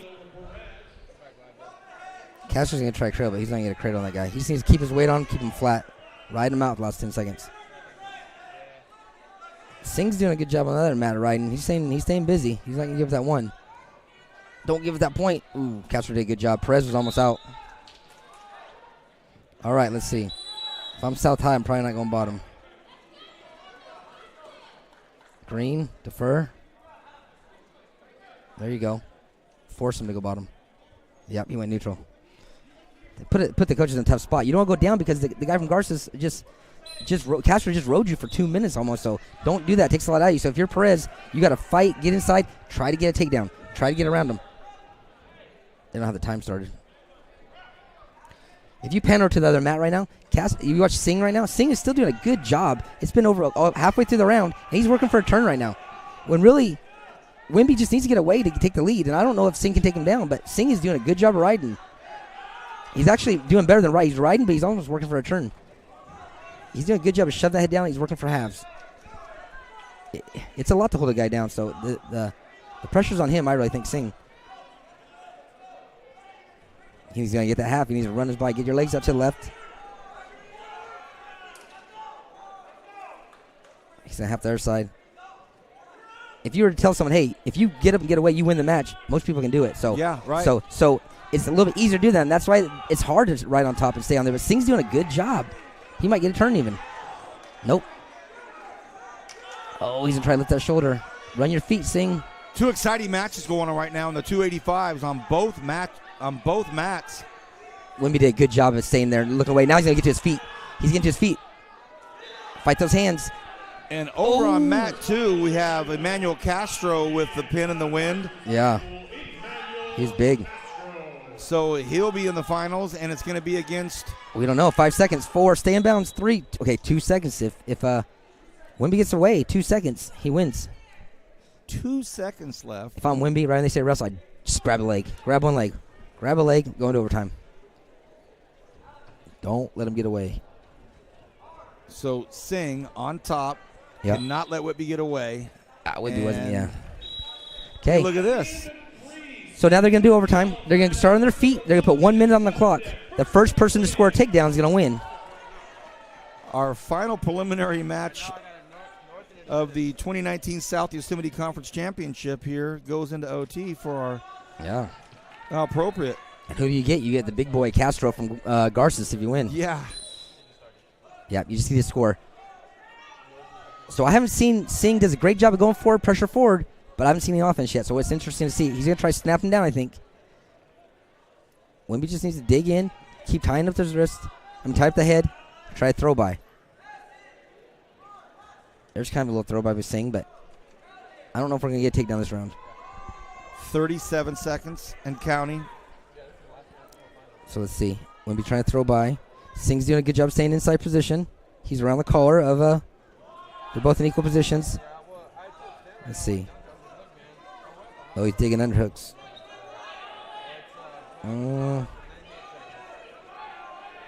Okay, now at this time, you probably just want to stay in good position, go to the next round. So if no one scores in this 1 minute, they do what we call like a mini match. It's 30 seconds and 30 seconds. So Singh will get a choice, top or bottom. And then he gets to pick top or bottom, and they'll wrestle for 30 seconds. What happens that one? Then Wimby will get his choice, top or bottom. Then they'll wrestle that. If it's still tied after that minute, they go into another minute. So he's going to go down. It's 30 seconds. 2 30-second matches. So they need to get the score right before he starts. I mean, get the clock right. Don't start it. Don't start it. There you go. I know, they don't listen. So 2 30-second matches. Now, even if Wimby gets away, Singh's doing a good job, but he's going to call stalling on him. That's fine. Singh needs to bring him back down. That's just a warning. So what happens is when Wimby gets to his feet, the top guy has 5 seconds to return your guy to the mat. If you don't return him, they're going to call you stalling. You got to just let him go. So Singh needs to do a good job of not letting the North High kid get up. Put pressure forward. 18 seconds. Whitby on his knees. He's going to trap that ankle. Watch his left leg. He's going to trap that ankle. He needs to hook that ankle. Singh does. What he does by doing that, it doesn't allow him to get up. It's kind of like putting a little ankle, like a ball weight on your ankle. Oh, he's going to get a turn. Wimby did a good job. You not get 2 seconds. Good job. Nope, nothing. Wow, he hung on. Okay, so now Singh is going to go down. I don't know what he's mad for. He's in great position. Singh your chest. You go down. I think he thought he had something. Yeah, but they still would have wrestled this next 30 seconds no matter what score. Right. So what happens a lot of times, someone scores and they start jumping up and down. They think the match is over, but it's not. You have to wrestle the entire 30 seconds on this one. What about a climactic finish here for the preliminaries here in the 285? Singh's going to get away, but that's when what's the name needs to go after him now. Go. You got 20 seconds to get takedown. 2-1. Something's got to happen here for Whitby in the last 18 seconds. You want to see him take a chance at the end. Do something. Everybody's barking the same order. Yeah, it's a lot easier for us to say, but yeah. Yeah. It's almost like what? Like he hasn't been trying the last 7 minutes, so he is a good match. So good job by Singh. And that does it. Alex Singh hangs on. And you get to wrestle Big Castro right there in the finals, though. Double OT. Yeah.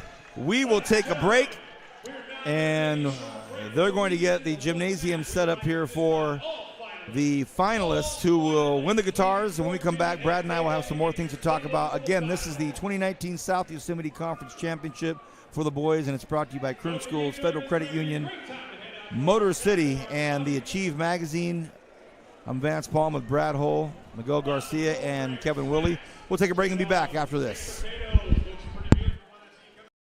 One thing about Kern Schools is you get to do your banking your way. I still like writing checks and visiting my branch. For me, it's all about the mobile. And I still do everything online or through the ATM. So no matter how you do your banking, Kern Schools is always there. Kern Schools, together we have something special. One thing about Kern Schools is you get to do your banking your way. I still like writing checks and visiting my branch. For me, it's all about the mobile. And I still do everything online or through the ATM. So no matter how you do your banking, Kern Schools is always there. Kern Schools, together we have something special. There are over 100 places to get pizza in Kern County, but only 4 are good enough to be called Tony's. So what's the Tony's pizza difference? We're not giving away our secrets, but the proof is in the pizza. Tony's Spicy Mexicana, the mouth-watering Hawaiian, the award-winning Chili Verde, and so many more. Trust us, you'll find your favorite. If you want great pizza, you can play the numbers game, or you can get it right the first time. Tony's Pizza, 3 locations in Bakersfield and 1 in Shafter. One thing about Kern Schools is you get to do your banking your way. I'm a traditional banker. I still like writing checks and visiting my branch. I'm a millennial, and for me, it's all about the mobile. And I'm somewhere in between. I still do my banking online and at the ATM. And with access to over 30,000 surcharge-free ATMs nationwide, Kern Schools is always close by. So no matter how you do your banking, Kern Schools is always there. That's why we're the #1 financial institution in all of Kern County. Kern Schools, together we have something special. One thing about Kern Schools is you get to do your banking your way. I'm a traditional banker. I still like writing checks and visiting my branch. As a millennial, for me, it's all about the mobile. And I'm somewhere in between. I still do everything online or through an ATM. So no matter how you do your banking, Kern Schools is always there. That's why we're the #1 financial institution in all of Kern County. Take advantage of our low mortgage rates, including 60-day rate lock and no cost to you. Purchase or refinance your home today. Kern Schools, together we have something special.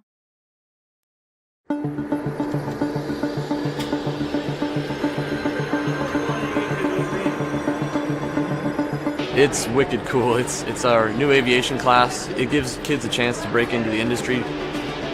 There's a lot of careers in aviation. This class is a lot more than just flying planes.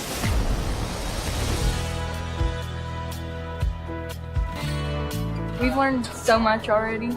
We've learned how to take off. We've learned instrument flight rules. It's something everyone can do, I think.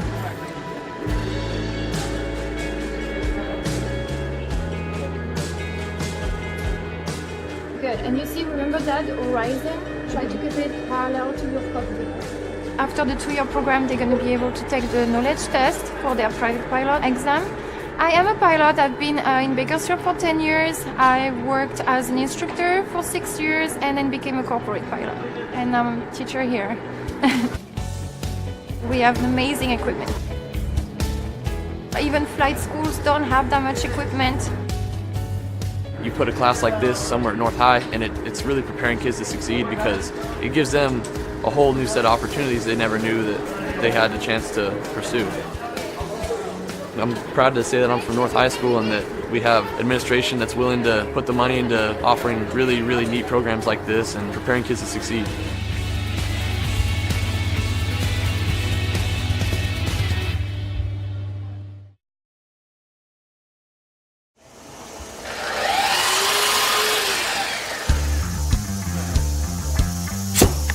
A lot of more hands-on activity, a lot more about woodworking and what to do, how to make a career for myself.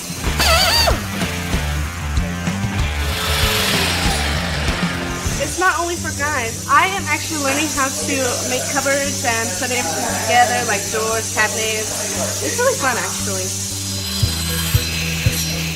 Yeah, well, It's really amazing to see their growth over the course of a year and how they can come in with no real skill at all and leave being able to actually produce furniture and cabinetry houses need cabinets, businesses. Having a pool of resources or kids that have some knowledge in the industry would be real good. Pull down on that. Let's slide these up. Watch fingers. It's changed a lot. What I'm seeing here is what it's going towards. The CNC equipment, computers. I could actually build cabinets out of this shop. It's state of the art. It really is.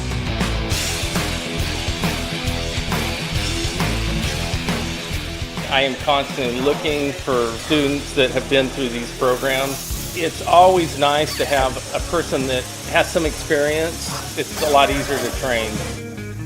I think we're fortunate in Bakersfield that the Kern High School District has invested in a program like this. I would encourage other businesses to partner up with the Kern High School District like I've done here, because this really shows you what can be done if business comes together with the Kern High School District.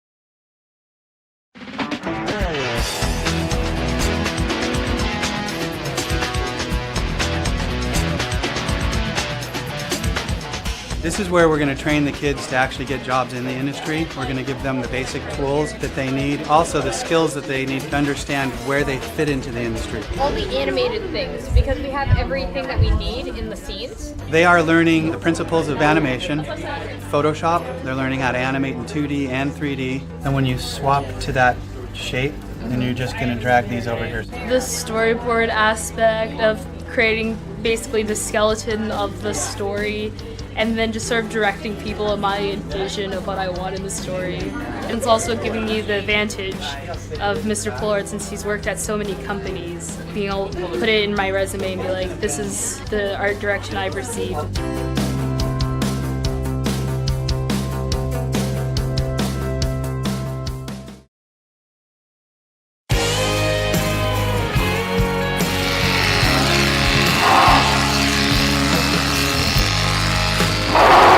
I was shearing my lamb for fair. I have 2 lambs.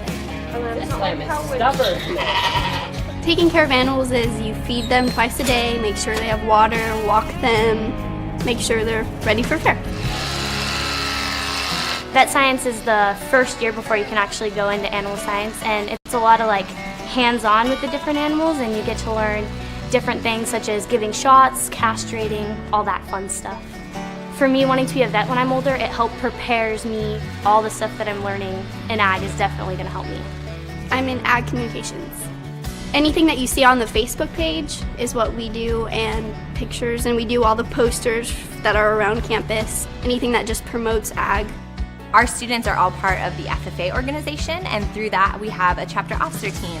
We do monthly chapter meetings because we're trying to get them involved outside of class so they can find something that they're interested in, and they need something that's going to hook them so that they're ready for life after high school.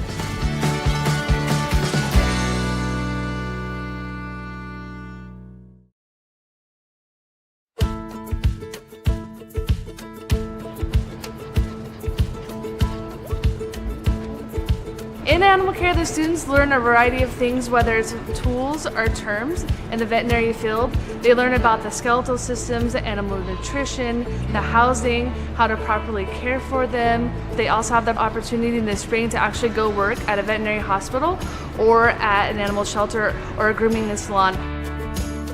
Animal restraint, weight and temperature, pulse, respiration, all of that I learned here. They take a state certified test, and if they pass, they become a certified vet assistant right out of high school.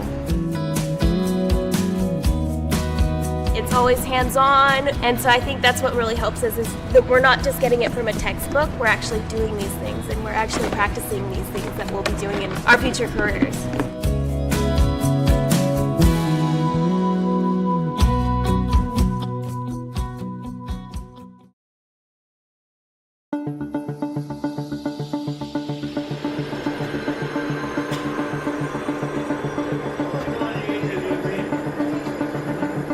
It's wicked cool. It's our new aviation class. It gives kids a chance to break into the industry. There's a lot of careers in aviation. This class is a lot more than just flying planes.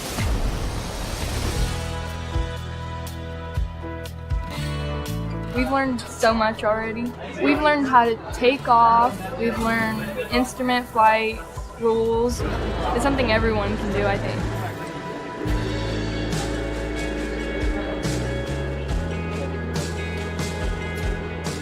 Good. And you see, remember that horizon? Try to keep it parallel to your cockpit. After the 2-year program, they're going to be able to take the knowledge test for their private pilot exam. I am a pilot. I've been in Bakersfield for 10 years. I worked as an instructor for 6 years and then became a corporate pilot. And I'm a teacher here. We have amazing equipment. Even flight schools don't have that much equipment. You put a class like this somewhere at North High, and it's really preparing kids to succeed because it gives them a whole new set of opportunities they never knew that they had the chance to pursue. I'm proud to say that I'm from North High School and that we have administration that's willing to put the money into offering really, really neat programs like this and preparing kids to succeed.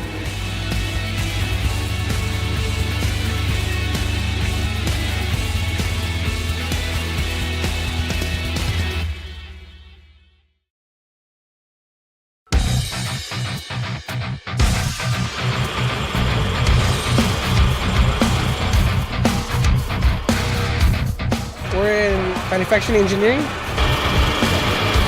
We design parts, 3D parts, 2D parts, we create assemblies. It's helping me get training in all of this stuff, like the computer programs that we have here, the machines that we have here. We learn a lot of math in here, mostly geometry and fractions, because I love math. That's why I'm in this class. Mr. Lemmy, he's a great instructor. So the problem is this piece itself. He really goes hands-on with us. He helps us as much as we can. We've learned a lot from him.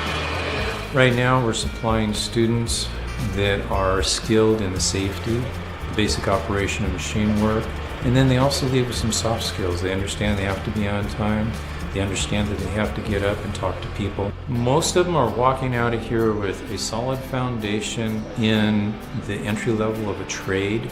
They can have a job anywhere they go because they have a basic understanding of what it's going to take to put products out that people are going to use.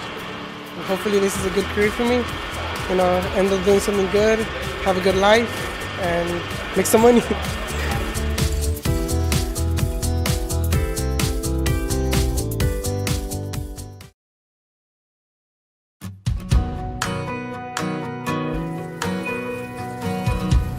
Well, we're learning a lot, and especially with just the basic knowledge of what you would need for an entry-level job. All the basic skills to be a medical assistant in a doctor's office or a clinic. You're leaning on it, and that'll make a difference. And then they also do on-the-job training, and they work in doctor's offices or clinics throughout Kern County. The kids are job ready, and many of them are employed before the end of the school year. They're promised a job, as well as they continue their education. We have many registered nurses out there and even physicians. I'm thinking I want to be an anesthesiologist. So a lot of school, but it'll be worth it in the end.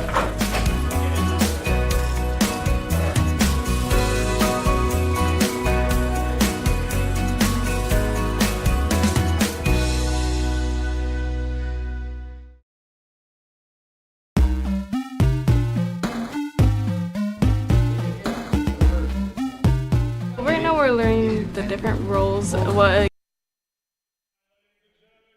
Okay, everybody. Welcome back, Vance Palm, Brad Hull. This is the 2019 South Yosemite Conference Championship for the boys, brought to you by Kern Schools Federal Credit Union, Motor City, and the Achieve magazine. Brad Hull, Wenatchee Warrior, CSUB Roadrunner wrestler, and for 15 years he was the head coach of Foothill Trojan Wrestling, and now he's the assistant principal at Highland. He is our go-to guy for wrestling here in the Kern High Network. Kevin Willey, our camera operator, and has now taken over the responsibilities of all technical. He does it all. He does it all. Running our computers, running our cameras. And this is the finals. And the boys, whoever wins these matches will go home with one of the great guitars. And now let's have the national anthem by Jennifer Rockholt.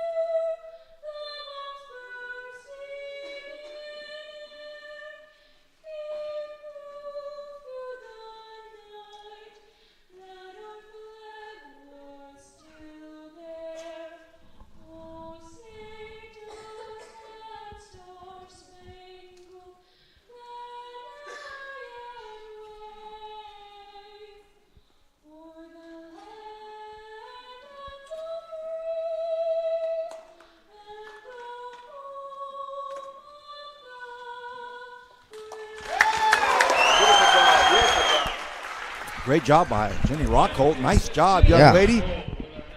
Okay. Brad Hull.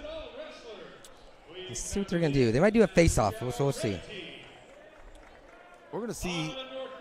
See, we got the red and the blue right. So the little bit difference you guys are going to notice on this one is everybody was given a singlet for, they get to keep it as a reward for making it to the finals, and they divide up the teams. So you're going to see a lot of the North guys on the same side. They'll be red or blue, and then, Ridgeview will be on one side. So you try to – it's always nice to see when they line up like this to see who has the most guys, what team has the most. You see, you'll see Golden Valley has 3 or 4 in that lineup over there.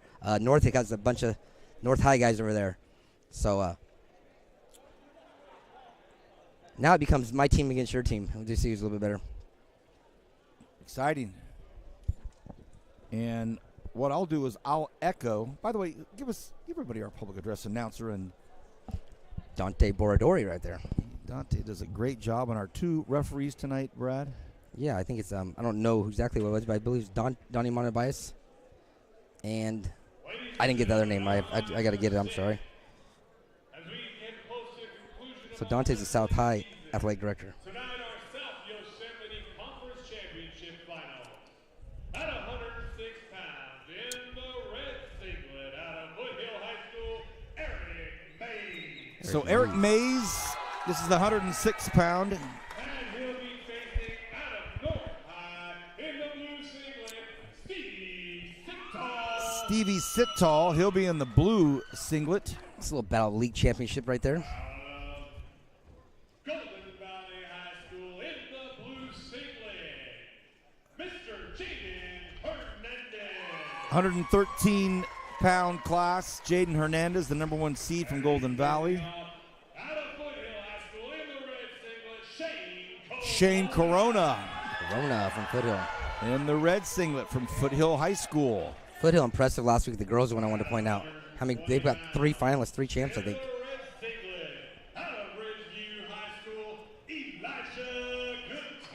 Here's one of our 3 and 4 seeds.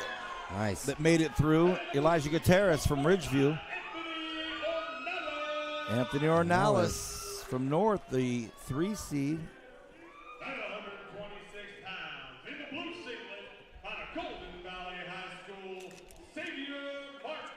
126-pounders, Xavier Martinez, Golden Valley High School.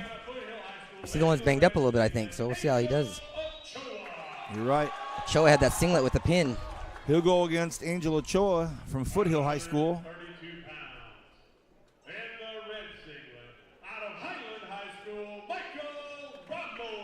132 pounds, Michael Ramos from Highland.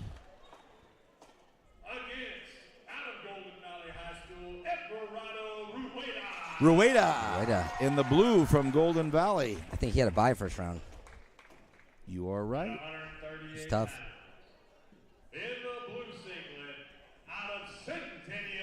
Centennial has 3 in a row coming up. Magana. How about this? 138-pounders from Centennial High School, Anthony Magana. Leon Golden Valley. From Golden Valley High School. Yeah. And the 145-pounders.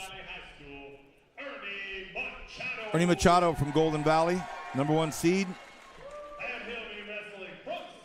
This is going to be a good one. Zach Willis from Centennial. Zach Willis went there and just dominated real quick, and Magana, Woodson kind of went out there and took his time. So I think it's going to be a good one. And then he put his polo on and his golf shorts. Yeah. Just another day at work. Ramirez. How about this?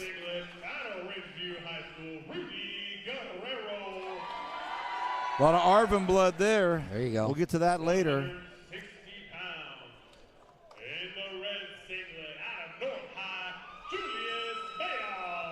Mayhall's Julius Mayall, he is tough from North High School.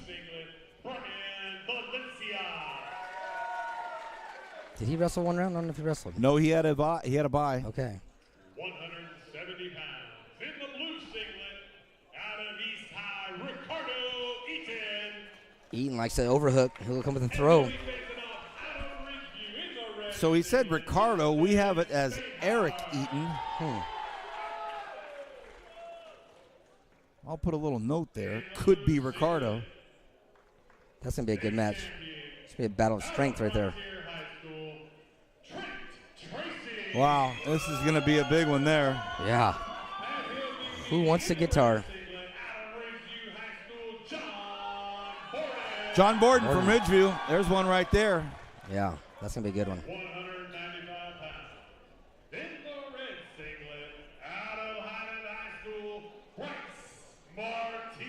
And Bryce Martinez did some quick work. Yeah, he was down. Remember, he was losing at first, and he ended up on top. Marquez. Another battle of the leagues. They probably met each other before.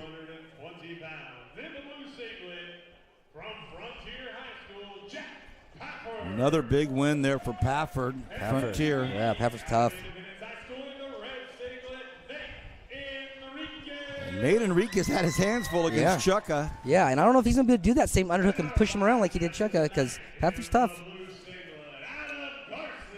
And this was a dominating, quick performance by Manuel Castro out of Garces.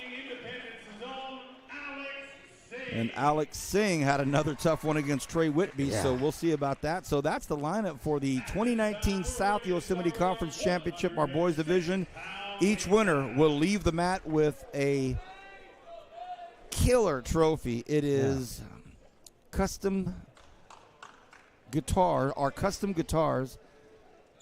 And they're sponsored by Kern Schools Federal Credit Union, Motor City, and the Achieve Magazine. By the way, the Achieve Magazine put together by all the staff at the Kern High School District under the direction of the Director of School Support Services, Stan Green. And a phenomenal job. Has the Ridgeview High School Cross Country State Championship team on the cover. That's nice. And a superb job. And with that magazine, the Achieve Magazine, Motor City, and Kern Schools Federal Credit Union, those three entities have sponsored this event. And the winner is walking out of here with one of those guitars. And Brad, we talked about it. Yeah, not only that, Coyote Club, Mike Strickland, them, they reached out to us earlier. They said they want to do an upper and lower weight wrestler of the night, most outstanding wrestler. So they're going to give out a trophy or a plaque from, so you take the first 7 weights from, I think, 145 and below. I think 7, I don't know what it is. And we're going to pick the best wrestler that we think is the most impressive. They're going to get an award from Coyote Club, and then we're going to take upper weight at the end of the finals, and we're going to have most outstanding upper weight. So as you're watching this tonight, pick a wrestler, pick a guy, think about who you like. When you watch it, pick your wrestler each match, root for him, and then we'll see if your pick lines up with our pick, and for the wrestler of the night, lower weight and upper weight. I like it. Here we go. 106-pound championship match. In the red is Eric Mays from Foothill. Yep. In the blue is Stevie Sittal from North on your right. Sittal had a good match first round. He was attacking good. He looks like he's going right after Eric Mays right now. Just want to remind everybody, these are custom-made singlets, so don't get confused with the school colors. It's not school colors. It's red versus blue. Yeah. Mays in the red is from Foothill. Sittal is in the blue from North. Yeah, he's doing a good job getting in those legs. Mays needs to control that wrist like he's doing. Grab that other wrist, and bring Sittal down to the mat. Put your foot to the mat, put your leg back. Good job. Now attack. When I was the AD at Foothill, I remember Mays was just a little freshman, never wrestled. He only weighed about 85 pounds. He would come in there, and he just stuck with it. And wrestling really was his identifier, what he was, and as an athlete, and it really kind of shaped him. And I'm really proud to see him in the finals here tonight.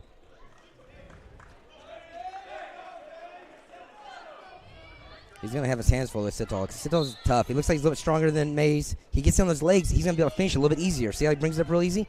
He's going to have the same. He's a little bit more stronger than Mays. They might weigh the same, but sometimes someone's a little bit stronger than you. Fight the 2-on-1, get your hips away, get your legs back, get your one. Now attack now. Now's when you need to attack your Mays. Again, Eric Mays in the red from Foothill High School. Stevie Sittal from North in the blue on your right. You're going to find Sittal just likes to get a single. He's going to keep circling to that right side, Sittal's right side. He'll attack that single leg, and he's so strong, he's just going to bring it up and finish just about every time. He's going to attack the left leg of Eric Mays probably. So if I'm Mays, I'm keeping my left leg back. There's that left leg again. And he's going to reach across, and he's going to trip. Good job by Mays. Get your leg out. Clear your leg out and face him. Good job. If I'm the coaches, I'm Marquez over there for Foothill. I'm telling Mays, keep your left leg back. Unless you're going to attack, because he's going to. Sittal likes to attack the right side. His right. Into the first. 4-2 for Stevie Sittal. They're going to defer. And I don't think Mays needs to go bottom. Get your one.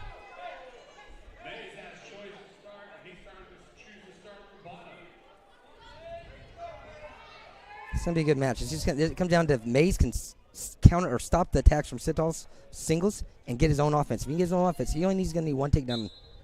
Just get your one. He's out. Cut away.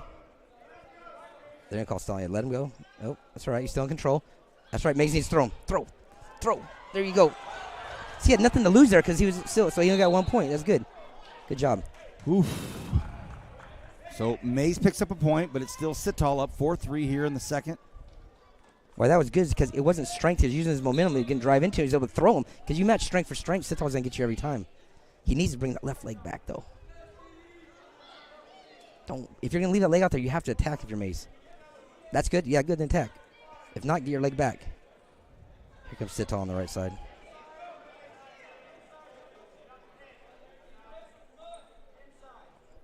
4-3 Sital in the blue. Good. Stay there right there. Snap him. Sital's. See, even when legs back, he's going to attack the right side. All of his offense is to the right side. He's going to give him one. 6-3, now 6-4. So if I'm Mays, I'm controlling Sital's left hand. My left hand is matched up with his left hand. If I grab his wrist on the left, he can't attack anymore. He's not going to attack with on my left side if I'm Mays. But see how Mays isn't controlling Sital's left hand? He's letting me inside. Don't get there. He's too strong. Sital needs to bounce his head and go around. Bounce his head to the mat. Go around. Impressive. Mays, get up. Get up. Don't worry about the hands. Just get one. Good job. Get one. Good job. Watch the left hand. 8-5, 40 seconds remains here in this first championship match at the 106. So as much as Sital's getting all the takedowns, he's giving him escape, so that's why it's so close. But there's the right leg, the left leg of Mays again. It's going to happen all night. 10-5, Sital. Give him another one. Fight into him. That's stalling then if you're going to let him like that. There you go. He needs to hold his left arm now. Mays. Grab his left wrist. He's too strong.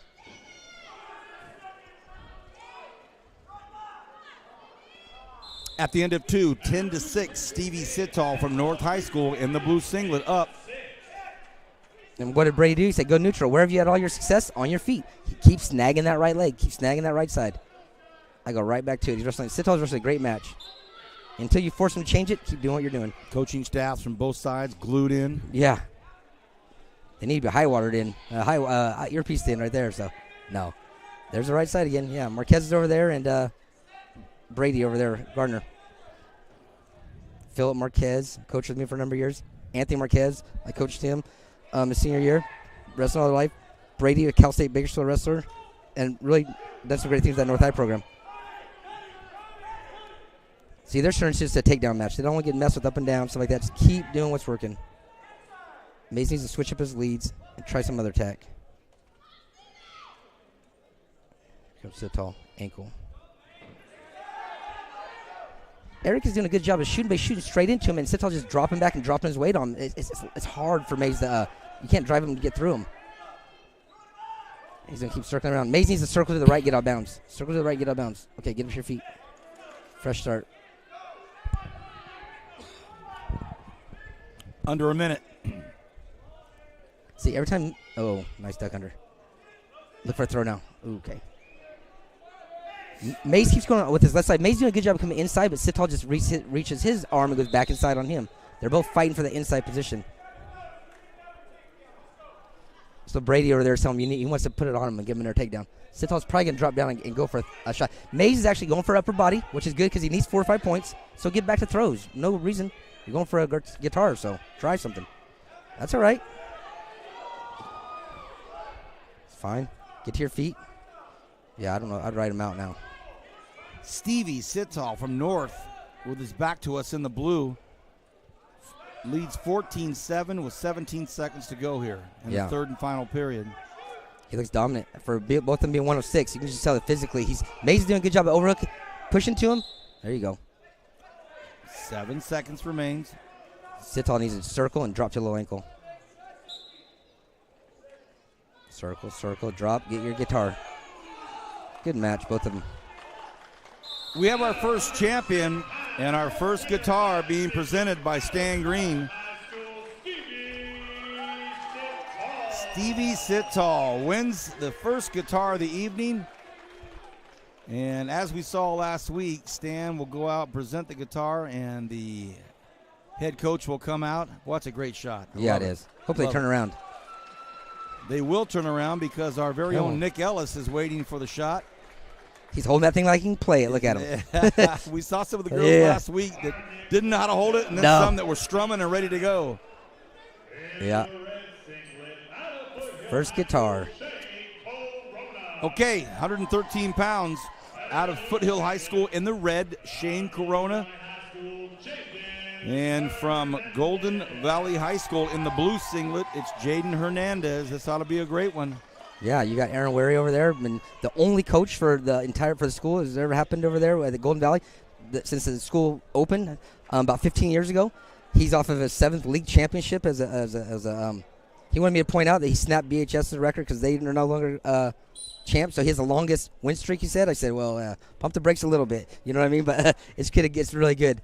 And then you got the Marquezes over there, longtime Foothill supporters, coaches, basically helped me out all my 15 years, the entire family. So Corona, another one that matter of fact, Corona's father and Anthony Marquez were teammates back in 2000, one of my first years of coaching. They were on the same team together. Thank you, Brad. In the red, Shane Corona from Foothill. In the blue, Jaden Hernandez. Feistiness early in this thing. Yeah, you're going to see punch for punch. I mean, like, Corona's going to get in there. He hit a nice shot, but then Hernandez stepped over to counter him, got away 2-1. So they're going to keep going at it. Corona's only a sophomore, I think. He's been wrestling a good number of years. He's pretty tough. If he sticks with it and keeps going, you can see him do some big things at the state level here in the next year or two. And Hernandez is just dominant. He likes to put up points.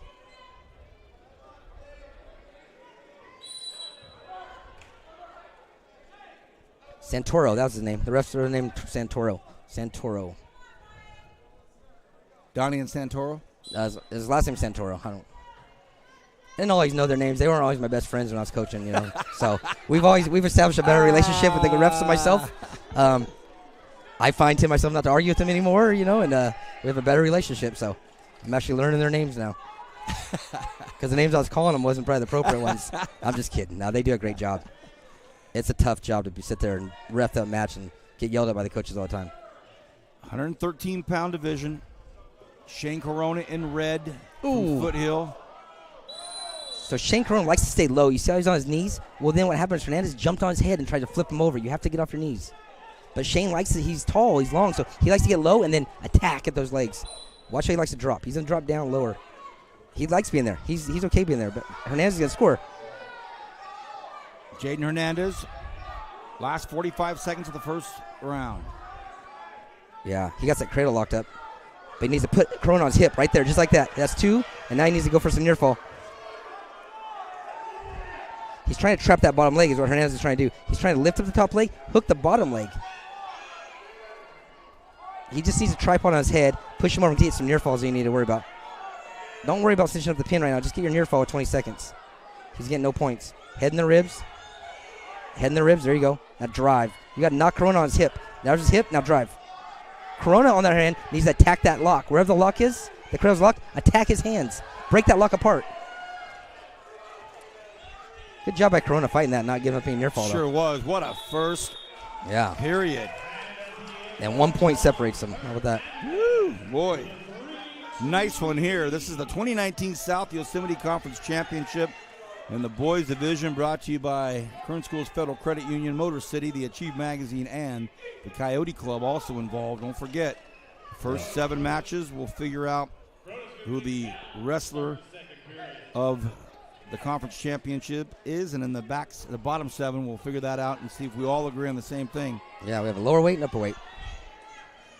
They're walking away with a lot of trophies and rewards tonight. You're getting singlets and guitars and plaques. So Corona picked down. He just needs to work to get 1.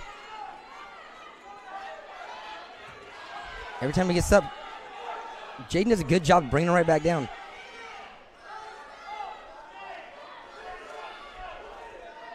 Just trying to tie up his wrist and bring it in, but they're just going to go out of bounds and start fresh again. So Shane Corona from Foothill in the red singlet. Jaden Hernandez from Golden Valley High School in the blue. 140 remains in this second period. It's funny to watch the coach of that Foothill because Philip's the older brother wearing gray, and Anthony's the younger brother, but they fight each other all the time. So they're probably fighting with each other about decisions, and Philip's always the calm one.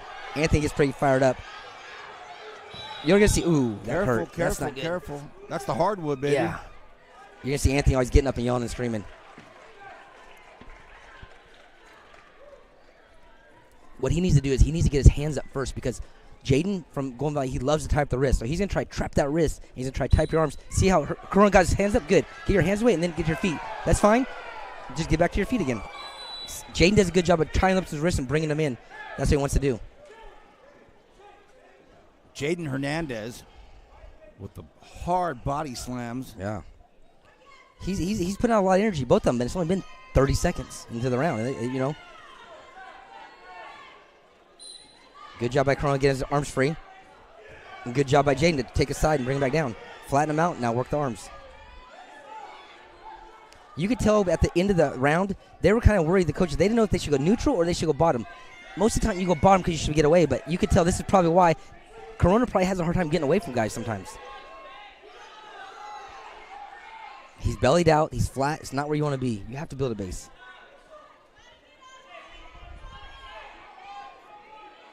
Crowd really into this one. 3-2 right now. They might call stalling here in a second. Under a minute. On top in the blue, Jaden Hernandez. So here's the thing. Who do you call the stalling on? The bottom guy who's not working to get up, or the top guy that's riding parallel, not trying to turn? Either way, I could say you could be a stalling, or either way, it's not a stalling, but... Neither's been called yet. Corona on bottom in the red from Foothill. Yeah. Corona's job on bottom is to work to get away. Is he doing that? I don't know. The top guy, what's his job? Work to turn. Is he doing that? I don't know. As a ref, you have to almost force the action, make them, if they're doing something, you got to discern who's doing what. Exactly. But no call's still good, too. I'm okay with that. Let them wrestle. Starting to get a little bit more action here. 13 seconds remain here in the second period. This is the 113-pound division. Yep. Jaden Hernandez is going to take bottom. Probably get away, go 4-2, and then it's going to come back to their feet and go takedowns again. No score in the second period. Remains 3-2. Impressive by Hernandez. He rode him for 2 whole minutes. That's impressive. Down. Corona got that long body. They both got a similar body style. Let's see how good Hernandez explodes out of the bottom. Hernandez chooses to start the bottom position as we go to the third. Got to his feet. Fight the hands. He's out. Corona's going to hold him, but he's going to get back to his feet. Yeah. They're saying what Marquez are saying. They're saying put the weight forward on Hernandez. Make him go forward. Keep all his weight forward so he can't stand up. If Corona keeps his weight back, as Corona start right now, you see where his butt is. If he keeps all his weight back, it's easy for Hernandez to get his back and head up, like he's doing right there. Once he's to his feet, he's probably gonna get away. Fight the hands. Step away. At some point, Corona's probably just gonna cut him. Why are you gonna waste all your energy just holding him? Just give him the one eventually. With 1:41 left in the third. Some prescient words right there, Brad. Yeah, at some point, just stop wasting all your energy on holding them down, because you're going to need to cut them anyways to take them down to win the match. So exactly right. Jaden Hernandez on bottom in blue from Golden Valley. Shane Corona in the red from Foothill. And to be honest, if I'm Hernandez, I'm not trying to get away. I'm trying to get to my feet and force him to hold me, and do it, because Corona is eventually going to have to cut him or just turn him to win the match. So ownership is on Corona to make action, make something happen. Now look at Phillips telling Anthony over there, hey, bro, we got 123 in a couple of seconds. We're going to have to cut him. See? See, that's what he's saying. Ride him. We're going to let him go. So if I'm Hernandez, I don't try to get up. I stay down. I wait for a little bit. I don't know. I probably would get away, but don't waste all your energy, Corona, on that. There you go. Good job. So you're going to see Marquez here in about 10 seconds start yelling. Oh, he caught him with his head down, but I don't think you're going to turn Hernandez. He's going to look away. He's doing a good job keeping his knees underneath him, and that's power. Now Marquez is going to start saying, cut him. There it goes.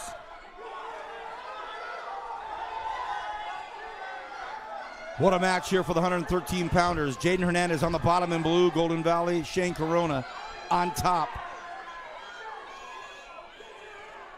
So as a coach, you got to make a decision here. 40 seconds. Hey, now they're saying cut him. You got 38 seconds. Maybe that's where he's good at. Maybe 30 seconds to get one good one. That's exactly what you need. Hernandez now is probably playing defense because he's like, I just need to stay in good position, which is good for Corona. Move him, get him out of position, move his head, move his arm, and then attack. Lots of time. No, don't shoot from far away.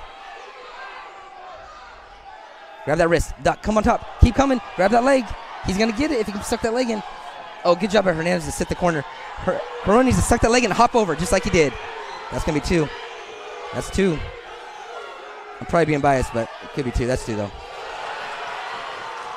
That's 2. Wow. Exactly what you got to do.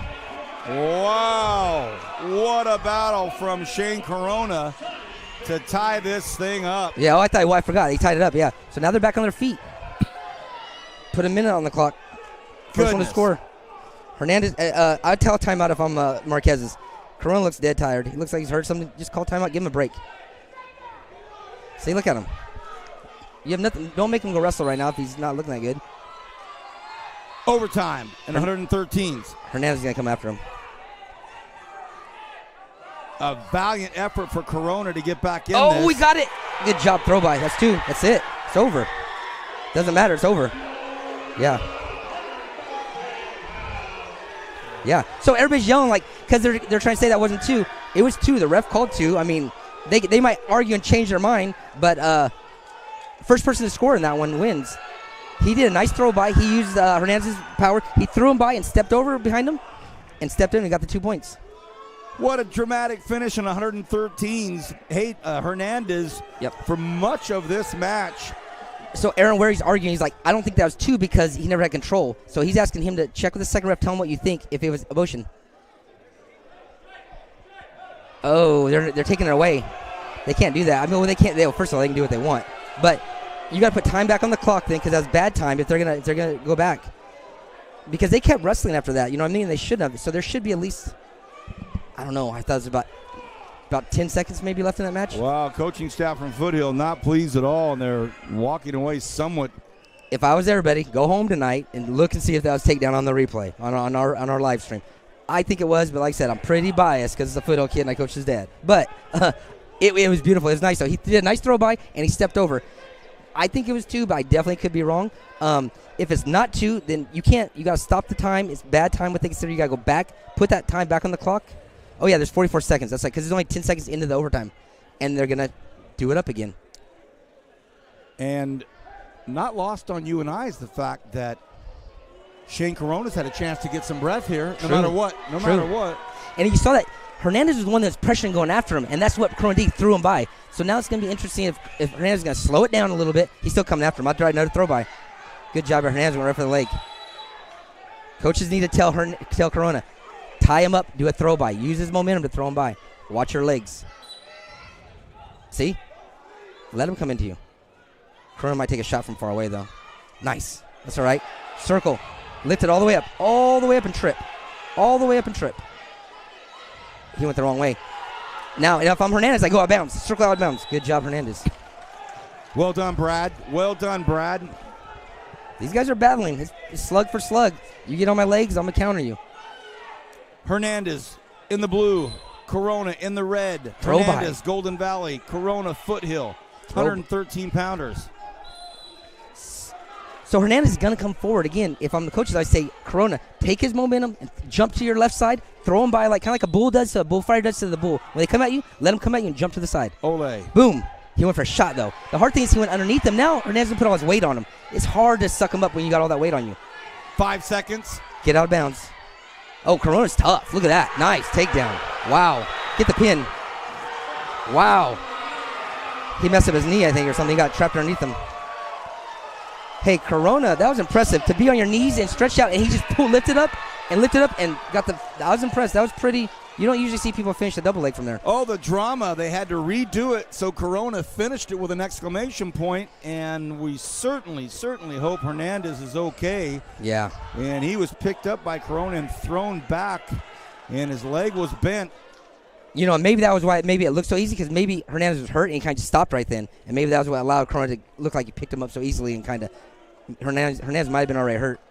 Oh, goodness. And I hope he's okay because that's one of these things. This is a great event, don't get me wrong, but this is kind of like a bonus event. This is an all-star, like a showcase or something. You don't want to get hurt like in a showcase or something like that when you got your postseason coming up.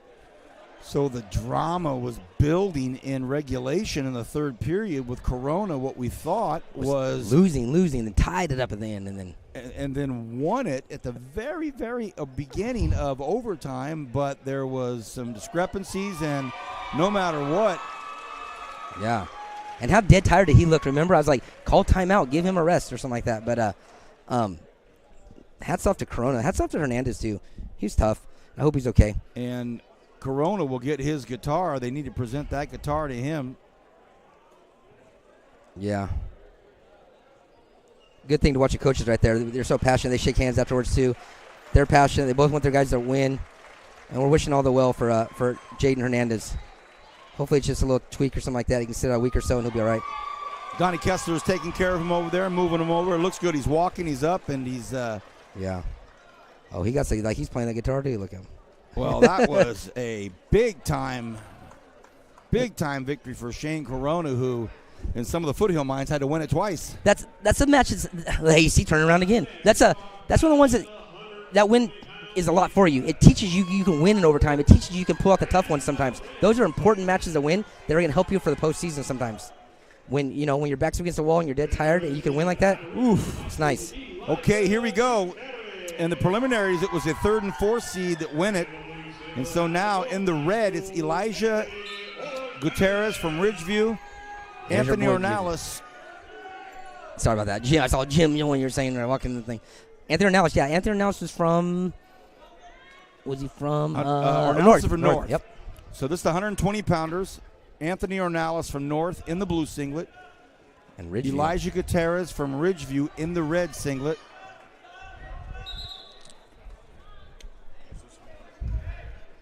Yeah, this is going to be a good one. So Ornelas... Marisic had such nice things to say about you that he... Yeah, I know. And he wanted to come up and say it in person. I'm sure glad I didn't say bad things about him because I know he's going to show up right now, too. I could have been knocked down. Well, you guys are in the same weight class. Yeah. Here we go. The 120-pound weight class of the 2019 South Yosemite Conference Championship. We're in the boys division here. In the blue singlet from North High, Anthony Ornelas. In the red, Elijah Gutierrez from Ridgeview. Yeah. They're following up a tough match with a lot of excitement by the crowd and put everybody on the high right there. That's sometimes finals can get to be a little bit slow. Like I said, when people try to wrestle not to lose, but those guys were both going at it, which I was really impressed with. And it's good for the fans. Heavy drama in that 113-pounder. Yeah, emotions. Nice little dump right there by Gutierrez. Yeah, he got a little dump, got two, and he still has a wrist trap. He's gonna go for a tilt. He's gonna spin over. He's gonna tuck his head. He's gonna roll through. You're gonna see him. He's gonna take his head. He's gonna roll through. And he's gonna load up the hips and get near fall right there. Bring him back. That's all right. He'll do it again. Donnie gave him two. Ornelas doing a good job of moving off bottom. So some early mastery right now. Yeah. By Ornelas.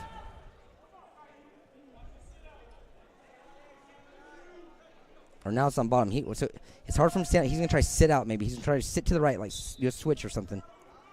But you got to watch out for it. He's getting his wrist tied up, and he has that 2-on-1 underneath his waist right there. He's going to trap that arm. He's going to try that same little tilt again. It's Gutierrez in red from Ridgeview. Yep, and he's locking up that ankle, so Ornelas can't go anywhere. Here comes that tilt again. Head. There you go. Bump forward, head, roll. Don't let him go.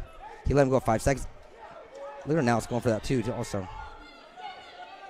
Now Ornelas, Ornelas, hey, scoring with 5 seconds left is big. You steal points whenever you can. Good job. He sure does. 4-1 in this first period. We go to the second period.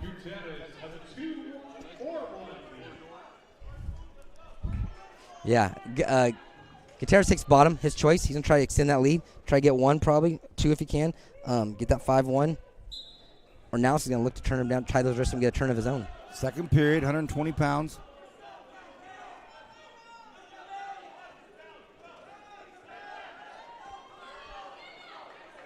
He has to build up. There you go. Ornelas in the blue from North High.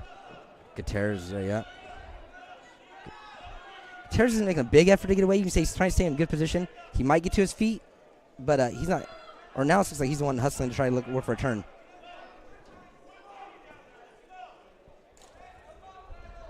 Control that wrist. Get away. Step away. Looks like Ronaldo's just a little bit beating him to the punch on every little thing he does right now.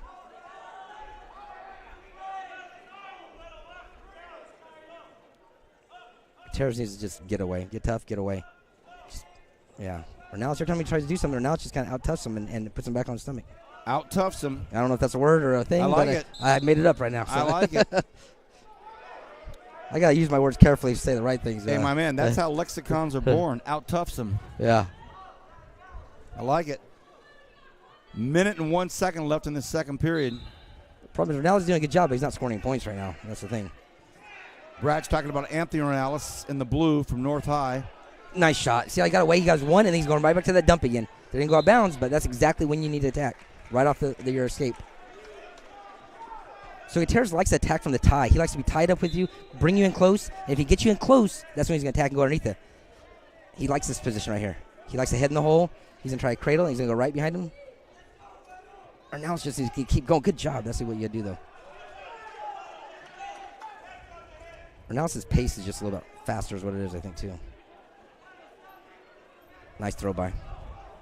It's pretty. See what he did? He went straight behind his head and just threw him right by. Both coaching staffs working it. Yeah, the original coaches, they're newer coaches. I'm not sure exactly, but you still got Brady in there and Brady over there for North High. But Ridgew's been putting up some good teams. Their girls is one of the best one of the best in the city. And the Ridge guys have been tough for a number of years. Gutierrez just kind of hangs out. He got some wide stance. He likes the inside tie. He's going to try to throw by again to where if now there's a throw by right there. So Ornell says be careful. Don't pressure into Gutierrez because he's going to throw you by if you do. Last 4 seconds here of the second period. 120-pound weight class. There's a dump. And so let's see. We're coming into our third period.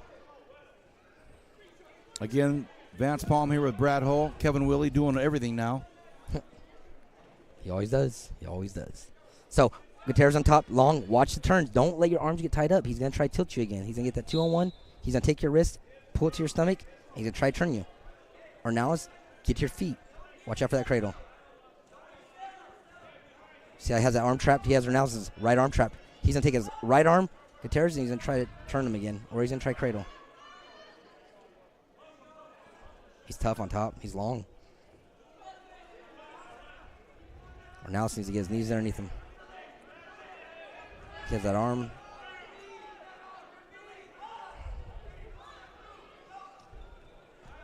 Elijah Gutierrez on top in the red from Ridgeview.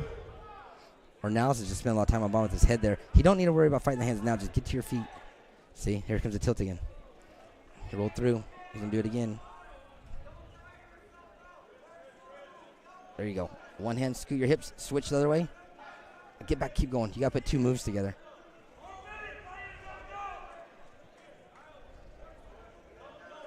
Gutierrez is tough on top. He's going to try to tilt again. Donnie, you're in the way, buddy. See, you heard me. I'm just kidding. Under a minute to go, third period. Gutierrez doing a good job. He's just smothering him. And 5-1 lead right now. He has his arms tied up. He has his legs tied up. He switched his hips now. So Ornelas is on the bottom. He had he's gonna get 2 more points. Oh boy. It's like that slow death that Gutierrez puts on you. Now when you're announced, you gotta get a little crazy. Do something, a little unorthodox. Try something. Ornelas' coach is telling him you're down by 6. Something's got to happen. Yeah. Going for that guitar. Try something. More time. It's going to be 2 for them, huh?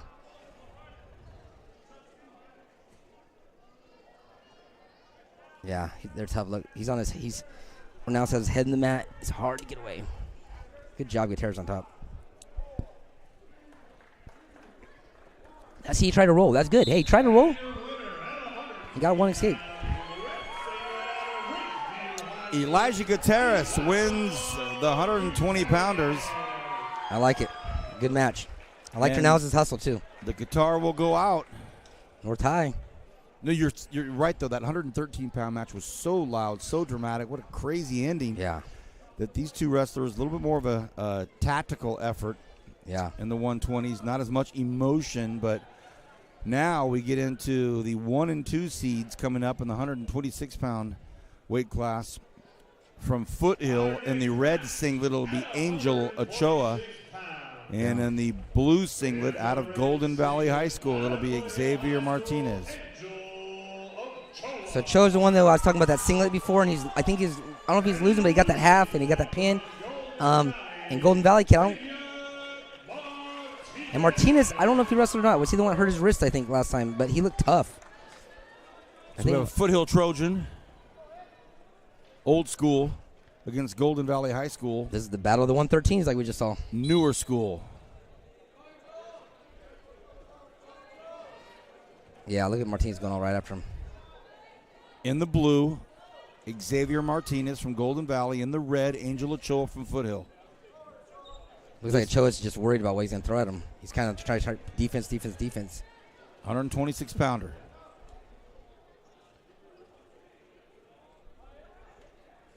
Nice shot.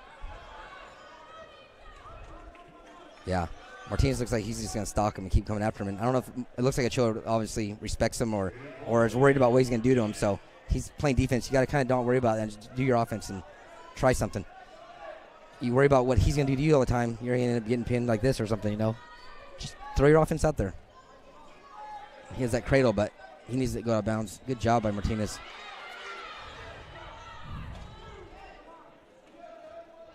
He hooked that leg. So he hooked that leg. Yeah, what he needs to do is sit to the head, and it's going to trap Ochoa. Oh, he got out of it. Good job. Under a minute, first period. Get away.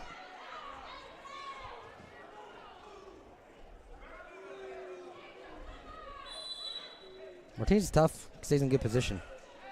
Xavier Martinez is who Brad is speaking about in the blue. Yep. Up on top, down low is Angel Ochoa from Foothill in the red. Ochoa looks like he's a goer. Like he likes to go and like just he's gonna keep coming up, keep fighting up. Martinez looks like he's more slow, methodical, and staying in good position. Gonna keep doing the right technique. So he's probably gonna come on top of there because he's just gonna wait to give whatever Ochoa gives him. That's what he's gonna take, and that's what he's gonna score. He's trapping that leg. He's gonna cradle again. He got the ankle hook right there. He's gonna control Ochoa the rest of this round. It's a 4-0 lead right now. Last 15 seconds of this first period.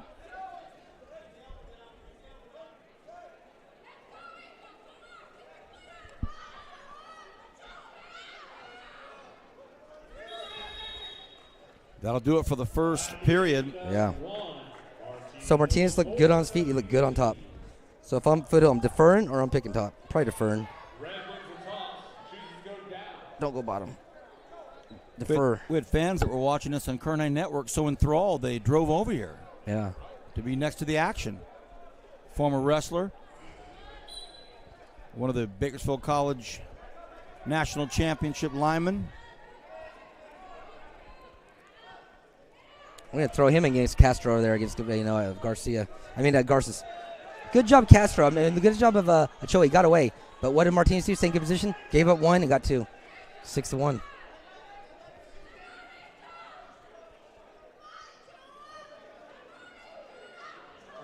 So Ochoa shouldn't be reaching back like that, grabbing the leg. There's no reason to do it. He's probably only been wrestling a year or two, probably. But he has the desire. He has the hustle. Looks like he's just going. He's doing all the right stuff. The technique's going to come later. But just keep doing what he's doing. He's fine. And Xavier Martinez is just probably a more experienced wrestler.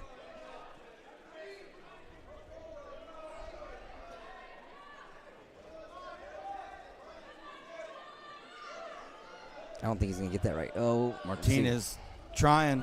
Yeah. He's doing all the right stuff. It's just Ochoa's kind of funky and just kind of like he's hard to turn over. He's lanky and, he'll hold onto the legs and kind of unorthodox, but it's working for him. I mean, he made it to the finals. Under a minute, second period. 126 class.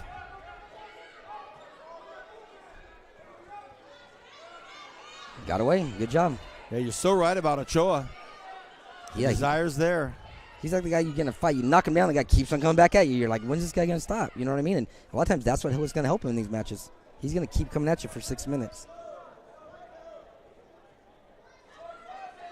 Martinez needs to stick to technique just like that and just keep scoring the points. Step up, turn around, hook the head for a cradle.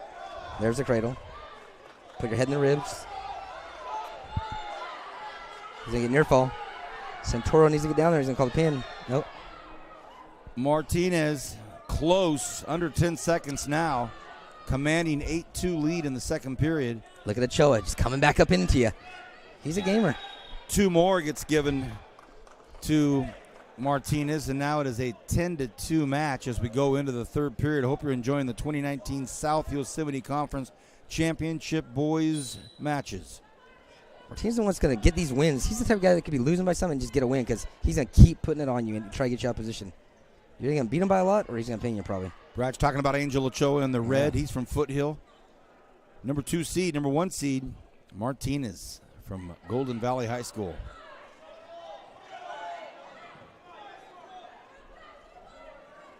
Look at him. He just keeps moving back and forth. He doesn't. I don't know if he's setting up any offense. He's just kind of wrestling whatever happens. 2 stellar coaching staffs. Yeah. And we can hear some of the family and parents of Angel. Nice shot. Good job. There you go. And that was to let him know, hey, I'm still in this thing. And one of the family members screaming at Angel, how bad do you want it, Angel? It's a great question. But he's going up against a very, oh, goodness. Ochoa's a gamer. 10-4. Remember, he got that half last time to get that pin. You're right. He's long and lanky. If he can get that rip, he needs to bar the rip. He needs to rip. He needs to rip him across. I don't know if they taught him that yet, but you're going to see the coaches start yelling rip half. Look at him. Look at him. He's getting near fall. Oh. He's going to take him over. I don't know if he's going to get it, though. It's going to be tough. Angel Ochoa, the Trojan, battling the Bulldog, Xavier Martinez from Golden Valley. His wrist, they're saying. Look, that's what they're telling him. Look at his wrist. It's hurting, but you don't stop it. 2 near fall. That's 6-10. 30 seconds.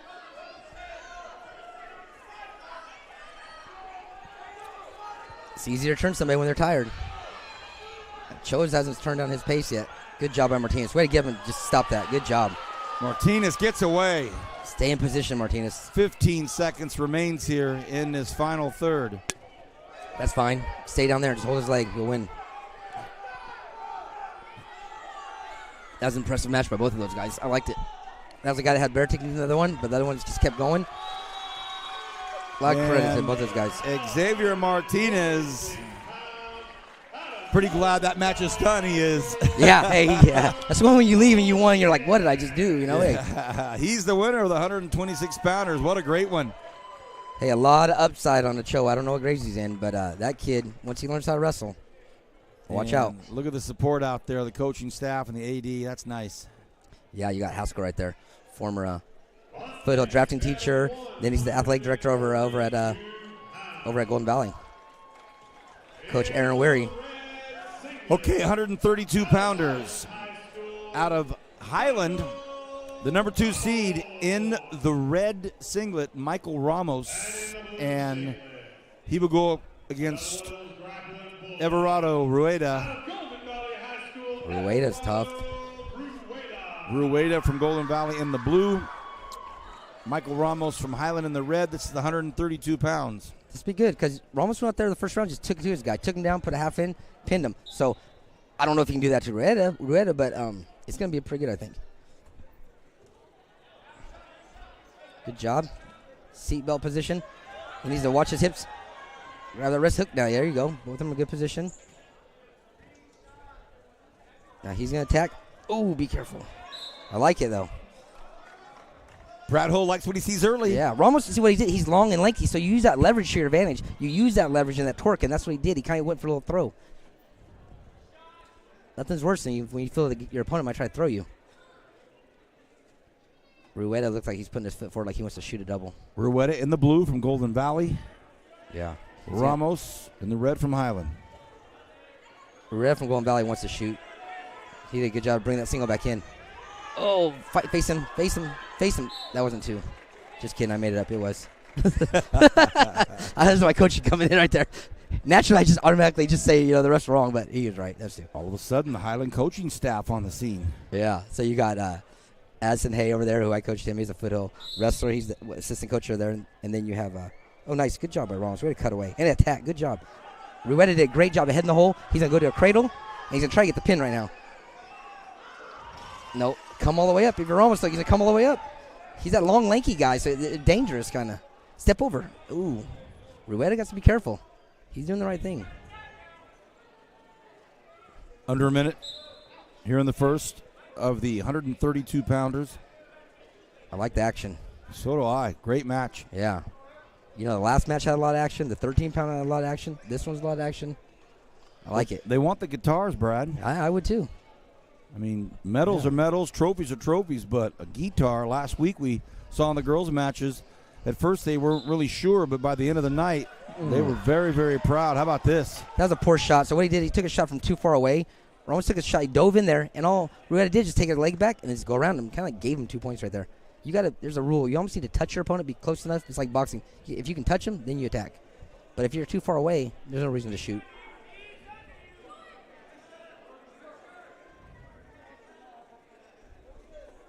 So right here, Ramos needs to build a base and try to get one. Rueda needs to keep him down.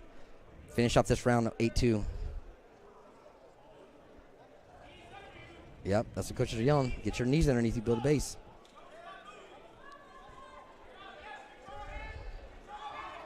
Under 10 seconds to go in this first period. An exciting one, a big one already for Rueda. Oh, he almost got one. Good job, everyone. Good way to step her. That's one. Oof. Call it. Once again, probably wasn't one, but I'm going to say it. This is almost identical to the last match. Rueda, which just like Golden Valley last year, stays in good position like Martinez. Ramos was almost like a Choa, like a gamer, going after him out of position, but still dangerous. Rueda's probably the more technical wrestler. Just needs to stick to the good technique, good basics, and keep attacking, picking up points where you can get them. Blast or double. What's him? Ramos needs to put his hands on him because Rueda wants to double right here. There you go. Tie him up. Use that leverage. Yep. You're gonna find Rueda in a minute here. He's nice. That was a nice throw. Out of bounds, still nice. He let Ramos keep coming after him when he came into him, and then he used momentum to throw him. Rueda's up 8-2 right now. He's gonna do it again. Ramos from Highland in red. Yeah, Ramos needs to be careful. Don't come running there too much.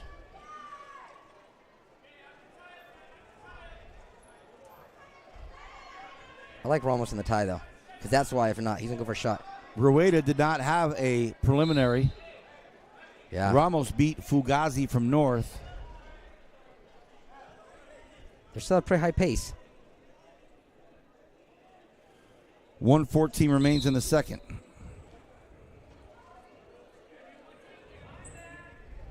Oh, don't dive in there. There you go. Look, he just go. You got to better watch that throw. Nice. That's it. Go to an ankle. Ramos' good thing is just going for whatever he sees. You know what I mean? He goes from one thing to another thing to another thing. Sometimes it costs him, but sometimes, you know, he can score off there. Coaching staff said keep wrestling. It's there. Yeah. Under a minute, second period. Another thing, Rueda didn't have that first match to get going. Sometimes you need a match to get under your belt to get that motor run and get used to, you know, wrestling a little bit. He could be a little bit, you know, not rusty, but just kind of like hasn't had a match on him yet.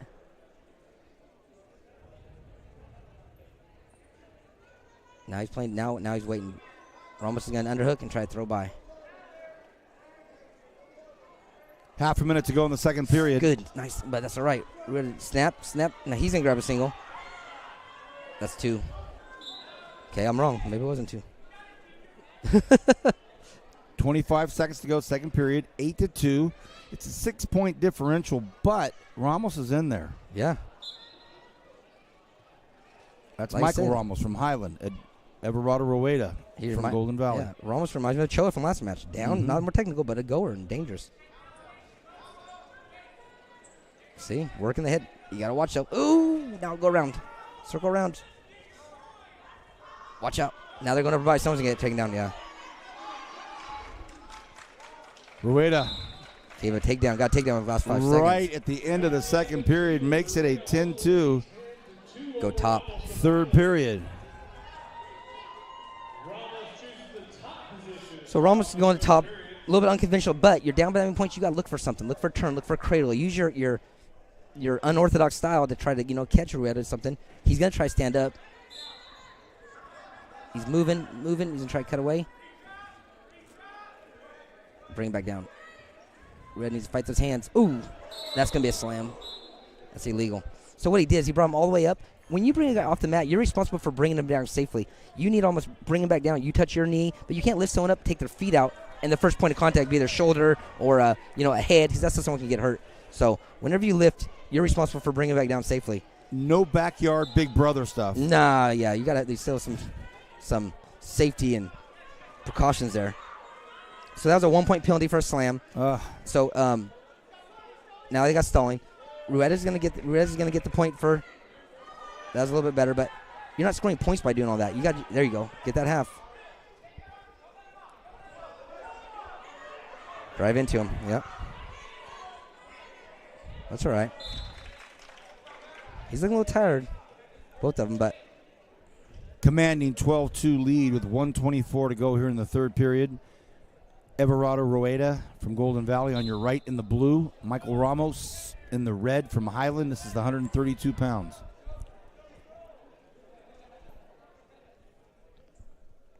They're still going after it, what I like. Of course. Yeah. This is the guitar match. That's right. You might not ever have this chance again to be this close to getting one, so he did a good job. He needs to circle. Take that. Use your left hand to grab his ankle. Shelf it. Bring it up. Now trip. No, take it out. Take out the leg outside. He needs to take it out. Now he needs to reach with his right hand around his waist. Look for a cradle. Take that leg all the way out. There you go. All the way and lift. Good job. That's 2. Okay, it's not. He didn't. He heard me. I just had a quick discussion with Ramos and then said, okay, I'll give you 2. Yeah. I'm in his ear. I got an earpiece in him. Montebias was like, yeah, I better listen to Brad. So I'm just kidding. That could have went either way. It looked like he did get the 2. Originally, it looked like he got 2, but the reaction time, I could have seen not giving it as well, but I don't know. It was a good call prior. He went for a cradle. That's all right. Give him 1. Go right after him again.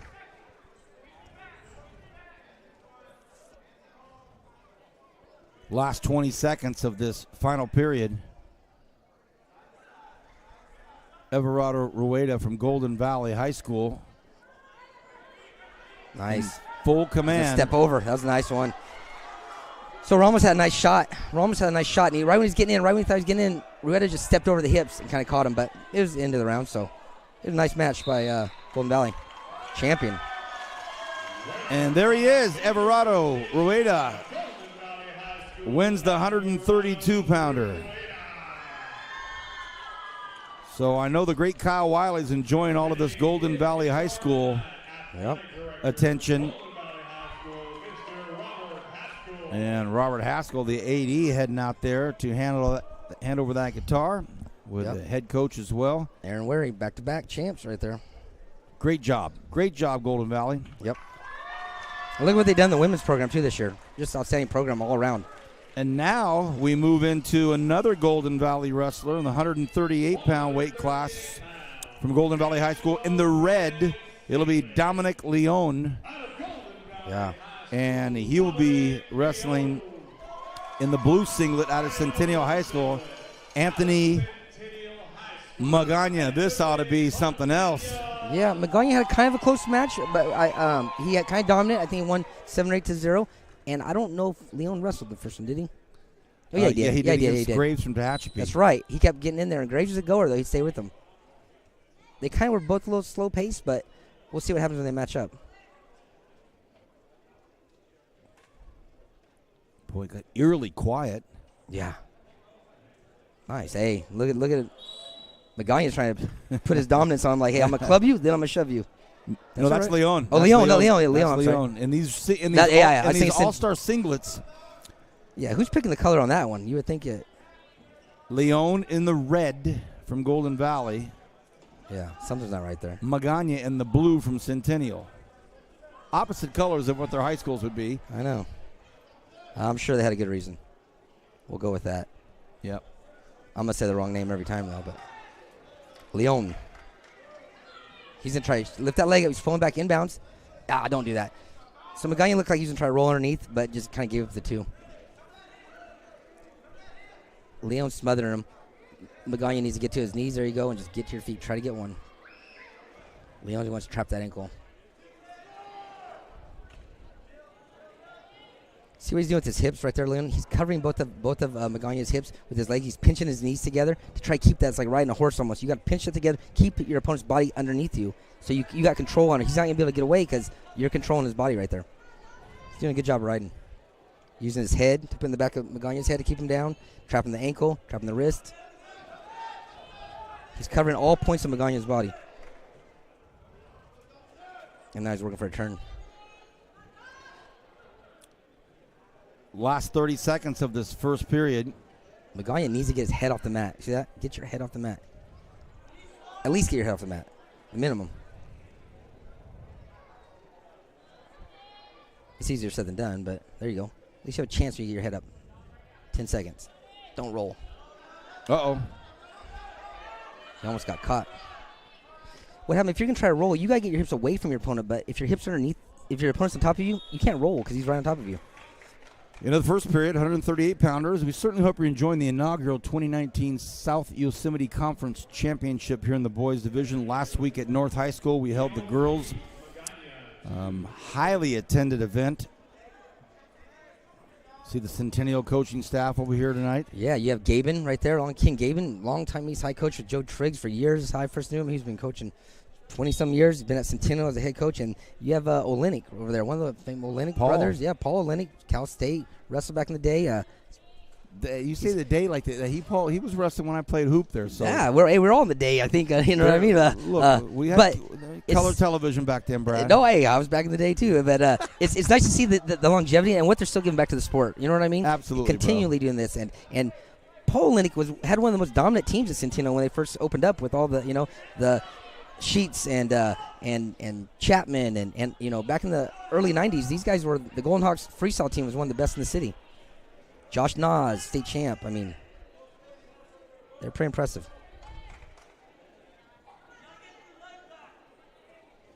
He's doing a good job on top, Magana. He's really Leon. I thought was going to be able to get away a little bit easier, but a quiet match so far. 1:10 remains in the second period. This is the 138-pounders. Dominic Leon in the red from Golden Valley High School. Anthony Magana on the bottom. Up on top in the blue from Centennial. Over at Golden Valley, you got Aaron Weary, who's the head coach. Sitting next to him right there is a state champion from BHS, Bakersfield Drills, Alex Herrera. He was part of that 2001 or 2005 just most dominant team that broke every scoring record for the state championship team for Coach East over there, David East at BHS Drillers. Alex Herrera, state champ, sitting right there. So if you're working out with the state champ, I think Leon is probably getting some good workouts every day.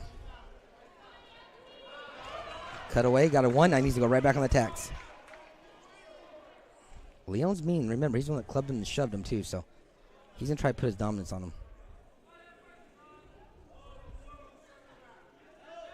He pushing to him, pushing out of bounds. Under 30 seconds to go, second period. I don't know about that one. He pushed him out of bounds and he brought him back in just to take a half shot. Just shove him out. You should have all your tacks going in the center of the mat so you have more room to finish. Get in there, shove him out of bounds. Circle, circle, circle. Magana needs to get off his knees. He's going to get... Leon's just going to walk around and put him on his back if he doesn't get... Watch out. There you go. Can't wrestle on your knees. Oh, wow. Yeah. At the very last split second, 2 more points to end the second period. Woo. Yeah. So Magana got trapped on his knees. He stayed on his knees, and Leon just ripped him over across. His choice. He's going to go bottom. Leon wants to make something happen. He's going to say, I'll let you go to your feet, and let's just start turning this into a takedown match. Let's have some fireworks. Watch. Final period here in the 138s. He's some of his freestyle start. He's going to go right here, and he's going to probably push him away. He's probably just going to shove his head to try to intimidate him, though. That's nothing. He's still in control. Leon's still in control. Don't roll. Can't get. Oh, he almost got pinned. So this is more about Magana just getting himself in bad position. 2 more He's just giving points away right now. For Leon. He locks up that cradle. He's going to put the head in the ribs. He's going to drive. He's going to put the head in the ribs. Get on your toes and drive, Leon. Get off your knees and drive. Now drive. Keep going. Keep going. You got it. Keep driving. There you go, buddy. Wow. I don't think he's going to get the pin. It's going to be hard because Magana has his left shoulder up. But, hey, keep him there for a minute. Get that guitar. Exactly a minute left here in the third, and got it. Hey, got it. Nice. Hey, Leon's tough. Don't take anything away from him, but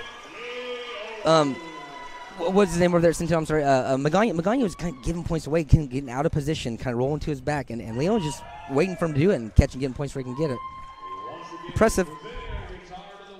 Wow. Robert Haskell, official guitar guy coming. Yeah, he don't play guitar. See that? Look at him holding that one. He don't know. Okay, coming up is the 145ers, and this will be the last of the lower weights. Okay, yep. Yep, so we're going to have to decide after this match who's the most impressive. Who do we like the best? Machado. Same coaches, same teams, same wrong color singlets for me. Ernie Machado in the red from Golden Valley. Yeah. Zach Wills from Centennial in the blue. Ooh, that was fireworks right there. Look at that. That was nice. Sorry, I didn't mean to cut you off, Vance. Do it, my man. Yeah. Do it. So Magana went right after him, and Wills, is his name Wills? He's all about it. He went right to the head and tried to take him and put him on his back. This one could be dangerous right here. In the blue, Zach Wills Centennial. Up on top, in the red, Ernie Machado, Golden Valley. Machado's tough, but Wills is even tougher, it looks like. He's all about putting the points up quick. Wills went out there and had a quick match. I remember we were watching it, and Kev was on the other mat, and right when I was getting ready to say pan over, Wills had finished the match already. Took care of Xavier Reyes. Quick. Wills is the number what seed? Number 3 seed. 3, yeah, I don't know about that one. Look, Machado's going to try to reach back. Don't reach back. It's going to be a legal headlock. There you go. Okay, they're going back to the feet, so let's see. Machado in red, Golden Valley. Wills in blue, Centennial. Opposite colors of what their schools would be. Colors would be 145 pounders. Their headgear's the right color. Watch this. Ooh, he's going after Wills. But Machado's going to throw him. Yep. These guys are going after him. I'm telling you, both of them know how to wrestle pretty good, and Wills is going to try to attack. Nice, too. Impressive. Checking to see if he's locking his hands. 7-1. Wow, a quick 7-1 and 33 seconds remain in the first period. Some action here. Blood. In this 145er. So the difference between this, Machado's more of a slow, methodical. He's a good wrestler, and he knows what he's doing, but he's kind of, Will's just beating him to the punch every time. Like, if you come in on me, he's going to throw him with the headlock. He looks like just a little, beating him to the punch and a little bit tougher at everything he does right now. Machado either needs to step it up or just be a little bit more cleaner on his finishes. Right now, head athletic trainer Donnie Kessler coming down to check in. Yeah. So they're telling him over there, that's Rojas. That's Rojas' dad over there, assistant coach for Golden Valley, and Aaron Weary. And they're like, hey, you're back on your feet. When you take your shots, make them clean and get finishes. He's on bottom. Willis looks like he has one speed, and that's like full throttle. You're right. You know what I mean? He's slowing down. He's coming after you every time. That's Zach Wills in the Zach blue. Wills. That's who Brad's speaking about. Yep. He's trying to rip half. See that? He got the half, but he's trying to rip it across. Zach Wills was. Machado just needs to get 1 point with 15 seconds left. Try to get one. What happened is Zach Wills is sitting on that ankle. Put him on his back right there. Should be near fall. See how Wills is on his tippy toes, putting all his pressure on his shoulder, which is all pressure on Machado. Great job. This kid's tough. And at the end of one, the Golden Valley High School wrestling coaches trying to figure things out here because from Centennial, Zach Wills, the number 3 seed, has a 10-1 lead. And coaching staff from Centennial look over and just nodding at him like, yeah, keep doing it. Yeah. Put 10 points up in 2 minutes. Keep doing it. He's going neutral. Machado said, I want to go neutral, which is fine, but clean takedowns, Machado, clean takedowns. Zach Wills is coming, though. So what Zach's doing is he's stance checking, which means he's getting his wrestling stance, and he's putting his hand on the mat. He wants to stay low because Machado's getting low and trying to shoot. So Zach is going to put his hand on the mat to stay low, to just get out of the underhook and dump. Yep. Good job, Zach Willis, to a cradle. Just a leg trick is where he's at. He's doing a great job with his shoulder. See how Zach Willis uses his shoulder to drive into Machado? Get on his tippy toes? That's what's keeping all that pressure on his stomach, getting near fall. He's going to tech him. He needs to cut him. 14-1. Let him go and get one takedown, and the match will be over. No, it's only 13. I'm sorry. He lets him go. It'll be 12. So he'd have taken him twice or one turn. How was Zach Wills seeded 3? You know what? He probably wasn't league champ. Why? Because he's in the league with Frontier and BHS. That's probably why. Some killers over there. Opportunity to showcase tonight for Zach Wills. Opportunity to win a guitar. Absolutely. What are you thinking if you're a BHS or Frontier and you beat Zach Wills? And I don't know if that happened, but hey, that's why you should come on and wrestle at this South Yosemite Conference, championship. It's only going to get tougher every year. Yep. So win it when you can. That's a great point. Stan Green down there, Director of School Support Services, tuning the guitar down there, making sure that they're all dialed into an E flat. Yeah. You gotta give a lot of credit to the amount of support that Kern High School District, Stan Green and his department with the Kern High School District live stream has been put into the sport of wrestling. It's really nice. We've always kind of been the little stepbrother of all the other sports, so this is a really good thing, I think. He's going big moves right here. Michelle's going big, but he's going big. He's trying to rip him over to his back. Last 15 seconds of the second. He almost got 2. He needs to step over. Michelle needs to take his left leg, step all the way over Zach's leg. Step all the way over. He'll get 2 points. He steps over. There you go. Now he needs to get hips on top, see? And he's going to get near fall. He's stretching Zach out. Oh, wow. What an effort by Machado at the end of the second. Yeah. And, yeah, it's a 14-4 lead, but we saw something there at the end of the second by Ernie Machado. He's in the red, number 1 seed. Yeah. And the number 3 seed is Zach Wills from Centennial, and he's been a destroyer. Yeah. He's trying to roll. He's going to come up, get 2. He's going to reach around left hand, get 2.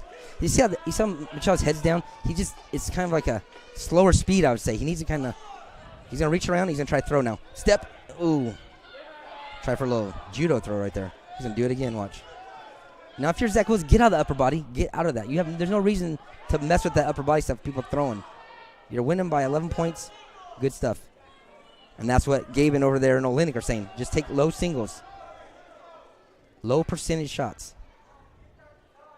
No high-risk stuff. Look, and see Machado, he's going upper body. He wants to throw. Good job by Zach. Nice. That's clean. Here comes Machado with the throw. 2. 13-point lead right now for Zach Wills. He's getting near fall. And that is a 20-5 lead. That's it. That's a tech fall. And that is it. A tech fall and a very, very impressive win by Zach Wills. Yeah. He should be in the running for the lower weight. You know what I mean? That's pretty impressive. Yeah, it's going to be... Uh-oh. Machado's upset. It didn't look like he ever got going, though, really. You know what I mean? Like, I know he can wrestle good, but he might be hurt a little bit. Zach Wills, impressive. Brad, that's Tomo Inage that he was doing. Oh, that's what it is? Oh. I know he's Ronda Rousey to me. I don't know. No, I'm just kidding. But, yeah, when you step by like that, all I know is that's danger. Get out of there. You know what I mean? Because you'll go from your feet to your back in no time. Was that the voice of Kevin Willie? He's a judo guy. You know, he knows. Oh, Kevin Willie dropping some judo lingo on us, and there's a nice shot right there of Zach Wills. So in the lower weights, 2 standout matches is Shane Corona and the 113s, and right there, Zach Wills in the 145. We'll have to discuss it. We go to the upper weights. The 152-pounders. Rudy Guerrero in the red from Ridgeview. Josh Ramirez from Centennial in the blue, and there's a lot of Arvin blood tied into all of this. I do want to let everybody know that Josh Ramirez from Centennial in the blue is the great nephew of the legendary Arvin coach Ruben Ramirez. Yeah. And Rudy Guerrero Rudy Guerrero, Arvin Blood from Ridgeview in red. So so I guess Ruben, Coach Ramirez, Coach R, back in the day, he would always bring his team down to Menachie High School and rest other things. When I was in 2000, when I was coming out to start coaching out there, Coach R vouched for me and just he doesn't know. I mean, he knew me, but I mean, for him to go out there and vouch for me, he kind of gave me one of his starts. Him and Mr. Marquez to what started out there at Fidel. So my hats off to him and all the credit he's done and all the time and effort he put into the sport of wrestling. Actually, Coach R's sons, Edward, and they wrestled for me at Fidel back in the day. Edward and Phillip. We have the number 1 seed in red, Rudy Guerrero from Ridgeview, and Josh Ramirez from Centennial in the blue, the number 3 seed, opposite of their school colors. So try not to get it confused. Guerrero from Ridgeview in the red, Ramirez, Centennial in the blue. So you're going to see a nice little Centennial run of 3 weight classes in a row. That was a nice throw by Ramirez. He's used the momentum, threw him by, got 2 points. So he probably works out a day with Zach Wills. So he's used to going hard and stuff, I bet. Guerrero was long and lanky. I remember in his first match, and he looked pretty impressive. He was real good on top. He's tough on his feet. But he's on his belly. He needs to get off his belly. The first of our upper weights. See what Ramirez is doing? He's blocking with that left leg. He's using his left knee to block Guerrero's thigh right there. So you keep it in there so Guerrero can't stand up. See how he blocks? See how his left leg just keeps blocking? He's blocking that thigh. It's a thigh pry. You keep it tight on there, and now Guerrero can't stand up with that leg because he's getting blocked. It's an impressive ride. It's good. He's staying off his knees. Good job.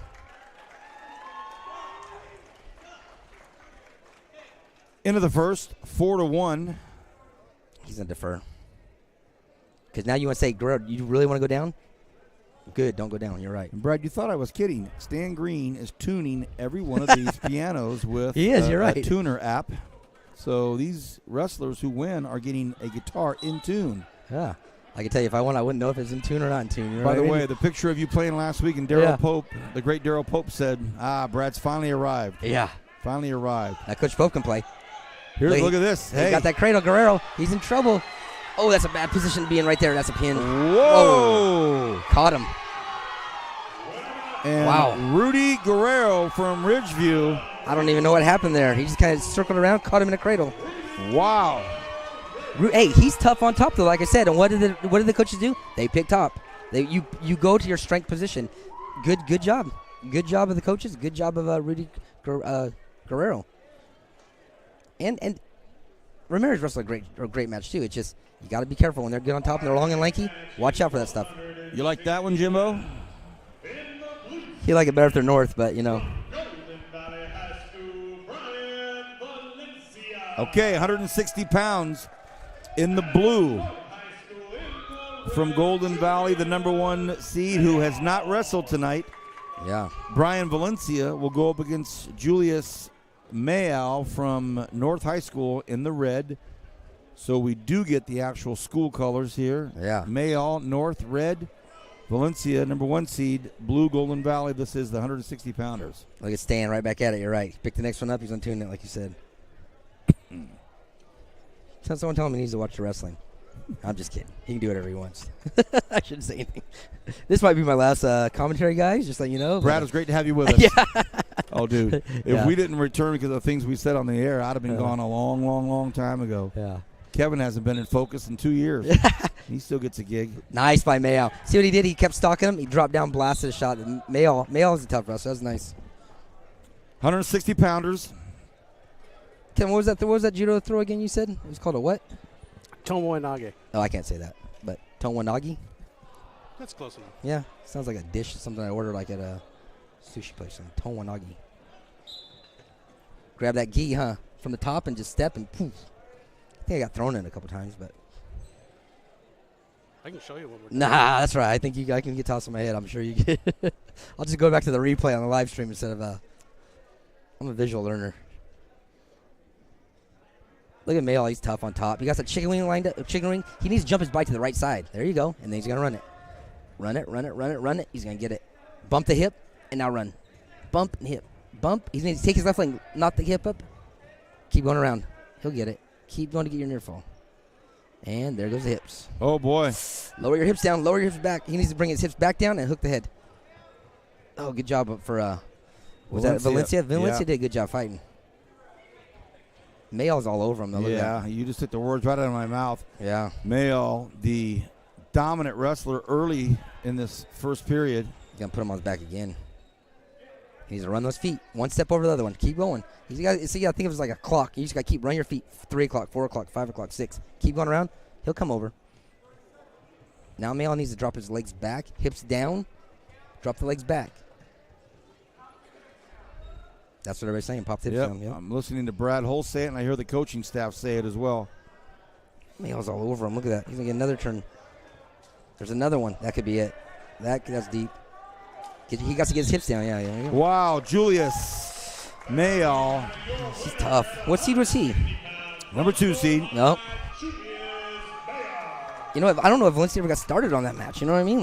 No. Mayall just went right after him and never kind of smothered him. So for our upper weights, the first 2 matches finish in pins. So already we have discussions going on about the upper weight winner, and there's a tuned guitar being handed to Julius Mayall. Yep. Coach Brady right there from North High School. Brady Gardner. All right, here's another one. 170-pounder, the number 1 seed, Justin Spainhoward from Ridgeview, did not wrestle. So this is his first match of the evening. So I've seen Spainhauser wrestle before. He really strong, really strong. Does a lot of lifting, lifts his opponents up. The thing I'm wondering is, East High guy right here, is Ed Eads? Ricardo Eaton. Eaton likes when you come after him, and he likes to do that overhook. He likes to overhook your arm, trap your arm, and then he likes to throw you. So this might play right into him. You know what, Brad? In the preliminaries, Eaton and Garrett Ellis from Centennial went at it. Yeah. So you got to think Justin Spainhoward hasn't wrestled tonight yet, and Eaton has been in it. Eaton will not back down from going upper body with you, and Spainhauser looks like he wants to go upper body. So this could be some fireworks. They're both not going to be afraid to do something big. Number 1 seed Spainhoward from Ridgeview in red. Ricardo Eaton. Here goes the throw. Here goes. East. Here goes. He's going to throw him. Oh, good job by Spainhauser. Drop down low. Eaton's going to come back after him. Throw. Right there. Oh. Hey, someone's hitting a home run or someone's striking out on this one. I can tell you that. Spainhoward hasn't wrestled yet tonight, but he's certainly letting everybody know, no big deal. Good job by Eaton's going to go back to his feet. Let him back up. Let's do it again. There you go. Second time might be better. He's coming again. Watch. You got to, when you're upper body like that, don't push into your opponent. Be careful. Because who's ever pushing in him is probably going to get thrown. It's all about momentum. Ugh. That's no point yet. Out of bounds. All for nothing. Spainhoward letting everybody know I've only got 1 match tonight. Shake hands again. And I'm going to make it count. The bad thing is it's like 2 heavyweights throwing bombs. You know what I mean? Someone's going to get knocked out. One guy could. He's going to go back at it. See, there's that trap. Here he goes. Hips in. Wait for him to push into you. Easy's trying to circle in because he wants that room to throw him. He's trapping that arm. Push into him. When he pushes back into you, he's going to throw. He's waiting for Spainhoward to push back into him. Spainhoward does not need to push back into him. Oh, dropped him on his head.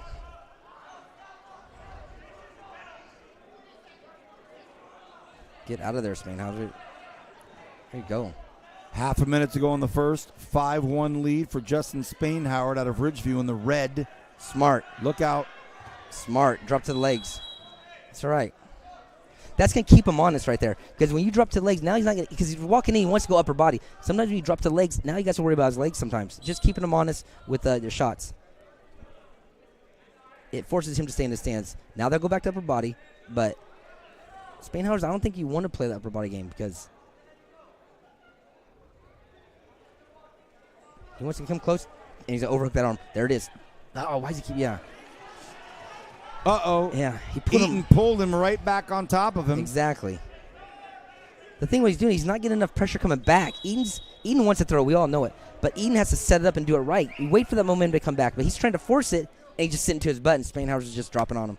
End of the first period. Did they give him 2 more? 7-1. Justin Spainhoward from Ridgeview in the red singlet. He's going neutral. We're going to see more fireworks. And Ricardo Eaton was the number 2 seed. They shake hands again into the second period. I like it, yeah. No times on the clock. So, Spainhauer needs to keep doing what he's doing. Don't push into him when Eaton wants to go upper body and stuff like that. Don't push into him. Let him fall on his back and try to catch him. But Eaton only needs one good throw to finish this thing. Nice. Way to keep it double. Eaton does a good job dropping his hips. Down and away. Down and away. Good job.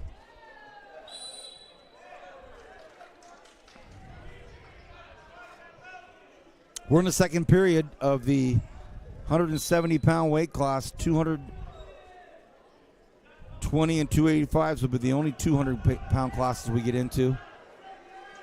Good job, Eaton. He keeps circling to Spainhauer's strong.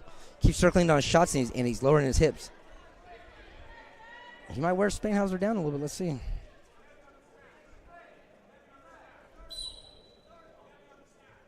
Eaton, overhook on the left. He's reaching for it. He got the overhook on the right now. Oh. Nope. Look at Eaton. Yep. Tides could be turning right now. Ricardo Eaton. Spainhauer, I don't know if he can keep that pace. Eaton. Locking hands. So what happens, as he brought him down, once you bring your opponent to the mat, you can't lock your hands on the bottom. And he did lock his hands. That's all right. Look at Spainhauer. Look, he's saying that he got blood. You got to tell the ref you can't walk off the mat. That's why his refs, the coach is shoving him back on. Tongue. Hey, that's timeout. That's catch my breath. That's what that is. He was digging in his mouth and pulling out some blood. You know what I mean? Like, Justin Spainhauer looking for blood. Anything. I need a break. Donnie Kessler comes over, takes a quick look. He wants water. Oh, no, he got to wipe his hand off. So, Eaton's good, but he's kind of like not a one-trick pony. I'm going to say that, but he needs more of a variety of changing it up a little bit because he's only going for one thing. I think his throws will be better if he can incorporate some type of leg shot or fake or something because it'll open up that, you know what I mean? It's kind of like in football. If you keep running, the run's going to open up the pass. You know what I mean? So you have to kind of change it up a little bit because if not, it's not that hard to just know what he's coming with every time. His chance this time is Spainhauer might gas out. I don't know how his cardio is doing. So if Eaton can just keep this pace and keep on him, I think he can score some points. Ricardo Eaton in blue. Let him go. There you go. From East. Spainhauer now with a 9-3 lead from Ridgeview in the red. The problem with Spainhauer now is when he wants to shoot, I think Eaton's going to score off his shots every time.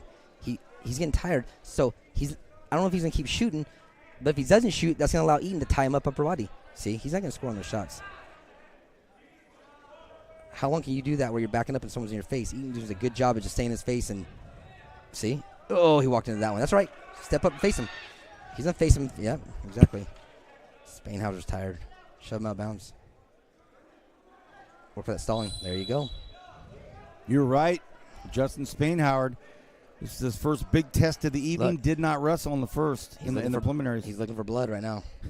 He reached up. He reached his nose and looked down. You can find it. I'm not there. I don't blame him. I would too. Look, they're going to call stalling. Santoro, get ready. Last 15 seconds. See how he's backing up? He's backing up. Eaton's just in his face, backing up. But you're not going to score on him that way.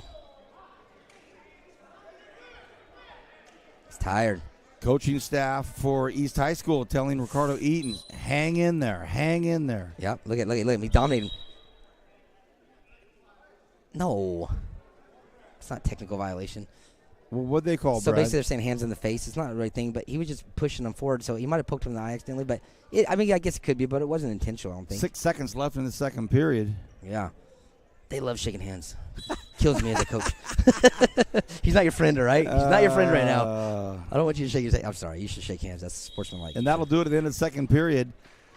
Neutral. So how about this? Justin Spainhauer came out with a lot of aggression. Spainhauer doesn't want to line up on that line. Look at that. And Ricardo Eaton is the one now who looks like he's ready to go. This is the third and final period in the 170-pounders. Yeah, this is going to be a good one right here. This is going to be good. Don't push back in, Spainhauer. You're going to get thrown. Push him. Push him. Ricardo. Good. Spainhauer is in the red. He's from Ridgeview. Ricardo Eaton from East in the blue. This is all about, can Spainhauer hold on? Can he hold on to that 7-point lead for 2 minutes? Or can Ricardo Eaton start putting it on him somehow? He's wearing down his head. Keep that head. That's hard. Watch him. He's going to be taking a while to get back to the center. Come on, Eaton. You got to hurry up and get back there. Make it look like you're ready to go. Fast. The problem is, like I said, Eaton doesn't have any other takedowns, so he has to just keep relying on that going heads up and going the overhook. And he has to hope that Spanhauser shoots. Don't go to your back, though. Don't try to throw him on top of you. Push him out of bounds. Stalling. Yeah, you see the Gonzalez over there. So the Gonzalez is over there, coach. Long-time East High Blades. I mean, Gonzalez family, just known for wrestling over there, East High. You got P.D. Gonzalez, and, oh, nice throw. Oh, nice trip, but good job. Ooh. Just over a minute left in this third and final period. Eaton's right back to where he wants to be. But he trails by 7. Yeah. Stalling, finally. You can hear the Gonzalez's over there, coach. Those guys are brothers over there. Brothers been together, bonded by wrestling, just putting their knowledge into the sport of wrestling for East High Blades. He's going to put his legs back. He's going to circle around and score. Watch this. Circle around. You got to score this too. Under a minute. Now throw him. Now's when you're going to throw. When he's running into you is when you got to throw Eaton. Spanhauser, good job. That's how you got to finish. You got to lift. You lift right there. That's perfect. 12-3 now. You don't need to do that. Let him go. Yeah, exactly. Spanhauser, you need to wrestle right down the edge of the mat. Eaton has less than half a minute to pull off something big. Yeah. Spanhauser, I got to give him a lot of credit, though. He wrestled a good match to not put himself in bad position with those throws. Got a little run down in the middle of the match. Hey, it's all about how you... Oh, go for that. Like, it's not how you win. I mean, it's winning, so... He did what it took to win. He did what it took to win the match, win that guitar. And he's going to win it at the 170-pound good match weight class. Justin Spanhauser wrestled one match tonight, and that was the one to get him the guitar. Ridgeview wins another. 12 points on that one. I got to give him impressive. Yep, absolutely. That last lift on that double was nice. That's how he needs to finish all of his shots. As you lift them, you take them off the mat, they can't do anything. You take away all their offense. We're down to 4 more matches. Is this our match? Is this our premier match right here? And here we go. For the 182-pound match tonight. Wow. Spanhauser. In the red, John Borden from Ridgeview. And he's going to go up against one of the best wrestlers in the state of California. I do want to say... Trent Tracy. Yeah, Trent. Hey, Trent's on the guitars. It's his face on them. You know what I mean? Yeah. I see the athletic director over there. Yeah, you're wrestling the guy that's on the thing. Yeah, how's that feel? You know? Yeah, Trent Tracy is on the guitar. His picture is on the guitar, and defending state champion. And John Borden, is in red from Ridgeview. So this. Trent Tracy's a beast on top. So what he's gonna do is he's gonna get that wrist aboard. He's gonna tie up his wrist, get 2-on-1, and he's just really good at turning people. He got a good job of using his bottom knee, putting it underneath you, and just turning you over and getting tilts. He's gonna nickel and dime you the whole match. He's gonna get 3, 3, 3. Here it goes. Here's the first 3, and he does a good job getting his hips. See how he puts the bottom leg? He lets Borden's hips fall right into Trent Tracy's lap, and when they fall into his lap, see, he let him go. He's gonna go right back to it again. You can't let Trent Tracy on top. Don't pick top, pick neutral. Don't get taken down. But this is what's going to happen every time. This is going to be a quick match. He's going to get 3 more. Trent Tracy, just phenomenal. Yep. 3 more. He's going to put his wrist up, and he's going to do it again. In 1 minute, he has... So that's considered the same hold. 8 points. So they're not giving me points for them because he has to see how he lifts his hand up to show the ref. I let go of that hold, and now I'm going to go back and get the same hold again. Very good, Brad. Yep. 11-0 in the first 70 seconds. Yeah, this is going to be dangerous. He's going to get cradled. Now he's going to do that Cobra. Ooh. Good job, Borden. So I got to say, during the break, I saw Principal from Frontier here, Victor Thompson, and I saw Athletic Director Mike Gibson. It's really nice to see the administrators like that supporting their wrestlers. Coming out on Wednesday night to support, Frontier and all the other administrators here. Trent Tracy also on the front of the Achieve magazine last year. He's going to go for the fall. He gets 1 more point and it's over, but he's going to go for the pin. He's muscling him over. Leg in. He's going to leg in and put his hips down. He wants a first round pin. And John Borden, who had such a nice match against Elijah Bouillard. 1 second. That's it. Tagged him. Impressive. Wow. Yeah. Wow. Trent Tracy. Huh. Gibson was already walking down earlier. That's crazy. And there's the principal over there, too. Good job. Say, Borden's upset. Borden's a tough wrestler. That's the thing. And Trent just made him, nothing against him, but Trent's just dominant. How about that? Trent Tracy. So here you go, young man. Here's a guitar with you on it. Yeah. Not bad, huh? Yeah.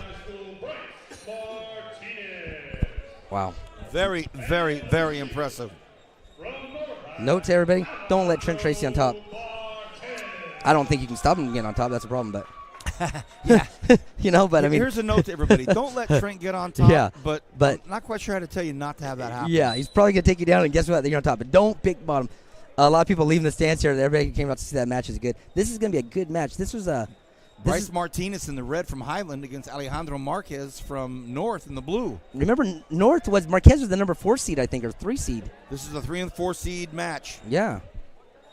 Again, in the red from Highland, Bryce Martinez. Yep. In the blue from North, Alejandro Marquez. Alejandro versus Alejandro, I think it was. That's what it was in the preliminary. Yep. Look at Trent Tracy over there with his parents taking a picture with him on the guitar. How impressive was that?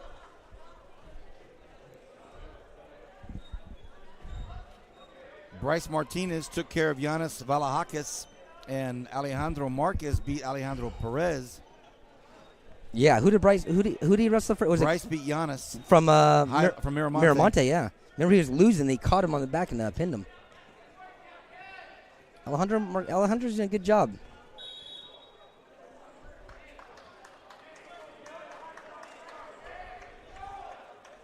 Down, you're down. Oh, you got to give him one escape.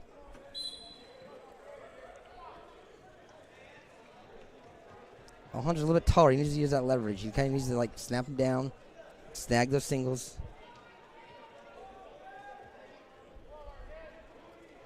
Just like that. Use that leverage. Use that long arms.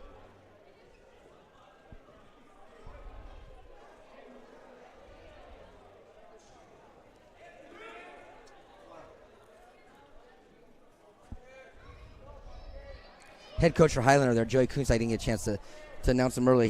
He was coaching at West High a number of years and came over to Highland, I'd say about 5 or 6 years ago. He's really done a great job with that program over there at Highland. And then with his help with Addison Hay and some of their staff, they're doing a good job over there. You also got North High. Brady, like I said, he's been in that seat all night, it seems like. Something happened. Jammed a finger. Quiet. Ooh. I was about to say quiet first period, and then Marquez shoots in. Marquez is a little trickery right there. You see that? Act like my finger hurts, then dive in there. The old rope-a-dope. The rope-a-dope. Yeah, whatever works. Okay. He deferred, picked bottom. Again, can't say enough about these guitars as awards. The players, the wrestlers just love them. Yeah. Look at them. They act like they're playing over there. They got two of them together. Yeah. So unique of an award. North High's going to try to start their own band, their own Buckaroos or something. Second period, 195 pounders. Marquez is tall. He's draping over the shoulders. So when what's his name stands up from the bottom right there, Martinez stands up. He's gonna look to cradle. Is what he's gonna do. He's leaving his arm. He's waiting for Martinez to step up. He's kind of baiting him. Is what he's doing. In the blue from North High, it's Alejandro Marquez. Yeah, he's in the red on the bottom, it's Bryce Martinez from Highland. Bryce needs to get his knees underneath him, get one. But when he stands up, watch out because Marquez is waiting to hook that cradle. Watch. Alejandro's going to put his hand over. He just got 2-on-1. You just got to get to your feet now for Bryce Martinez. This is coming to being tough. Now you just got to stand up and face him, get into him. Good job. Now shoot right now. That's when you got attacked. Alejandro Marquez is going to tie him up and snap.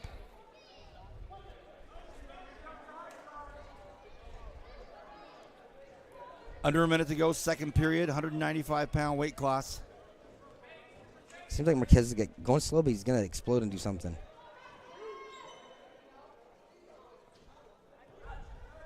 Martinez in red from Highland, the 3 seed. Marquez, the 4th seed, in blue from North. There you go. You see that motion? See how he started to go up and down? He kind of got Marquez to get off of his, he kind of put him on his tippy toes, and that's when he attacked. You got to use that motion to set up your shot.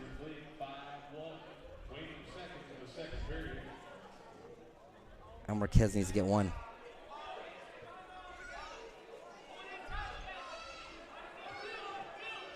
Needs to get off his knees. Martinez, get that weight off your knee.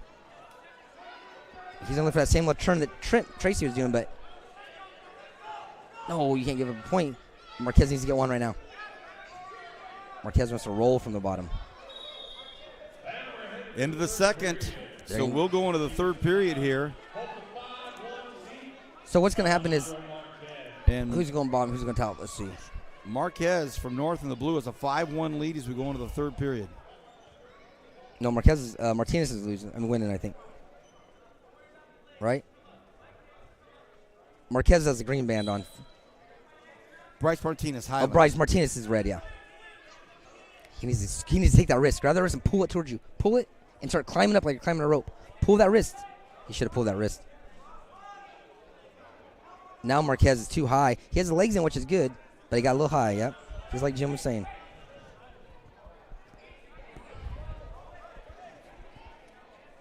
Marquez got to get a turn or something. Stand up and face him. There you go.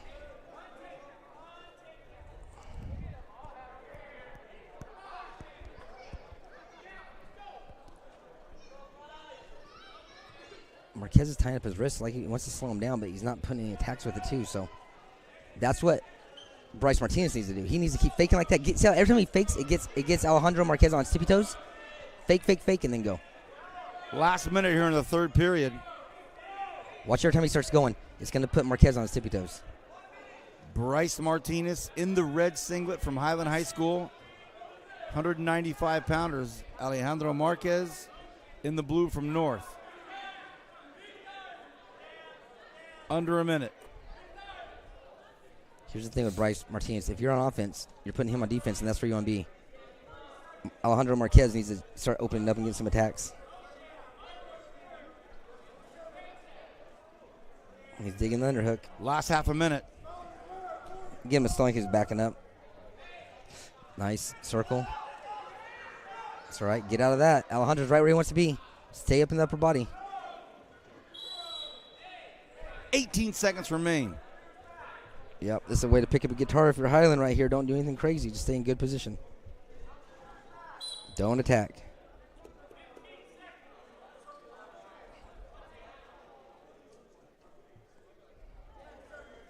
Score from there. It's 2. Nope. That's all right. And that is going to do it. Yep. For the 195 pounds. Bryce Martinez, a Highland Scotsman, nice. Gets the win. Good for Highland. Picks up a guitar tonight.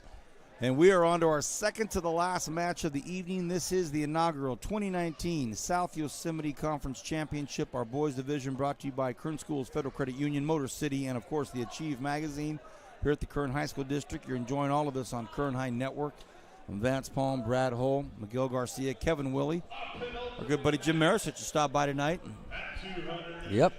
Nice to see Jim. Between the both of you, I've become an expert. So right. You're welcome, Vance. Oh, yeah, and Jim. Kevin Willie throwing some kung fu in here. That's right. Stay away from K-Dub over there because he got those throws. I get too close, he might get tossed. Okay, here we go. 220-pounder and the number 1 seed in the red from Independence, Nate Enriquez. And in the blue from Frontier, it's Jack Pafford. Pafford. Tough. Brad really liked Pafford in his match against Gonzalez from South. Yeah. And Nate Enriquez had to hang on against Zion Chuka. Yeah. From North. So this could be a surprise, I guess, on either side. Yeah. So Enriquez loves to dig the underhook, and he didn't have a lot of success against Chuka from North because Chuka kept moving around. Pafford's a big, strong kid. He's gonna go straight up with you. So like, I don't know if Enriquez has good enough offense to dominate Pafford like he thinks he is, or he could. I don't know. It's gonna be interesting. See, they're both going at each other with the underhooks. Second to the last match. So this is where Enriquez likes to be. Let's see what he can do with that position. It's one thing to get in the position. It's two to make something happen. Pafford dropped down to a shot. Enriquez is doing a good job of not giving up a takedown. It's Iranian position. He needs to put his head up. He needs to put one leg up. Get his head out now. Shove that knee. Shove the knee and get your head out. That's two. Good job, Pafford. So Jack Pafford with the early lead. Half a minute left in this first period. Enriquez needs to get one with 20 seconds. Finish the round with a point.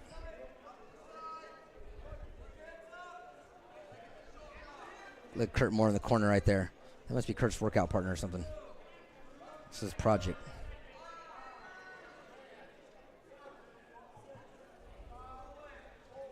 Good job. At the end of the first here in the 220-pound class, Jack Pafford from Frontier on your right with a 2-0 lead. He's going to defer. He's going to see if Enriquez goes bottom. He shouldn't. Okay.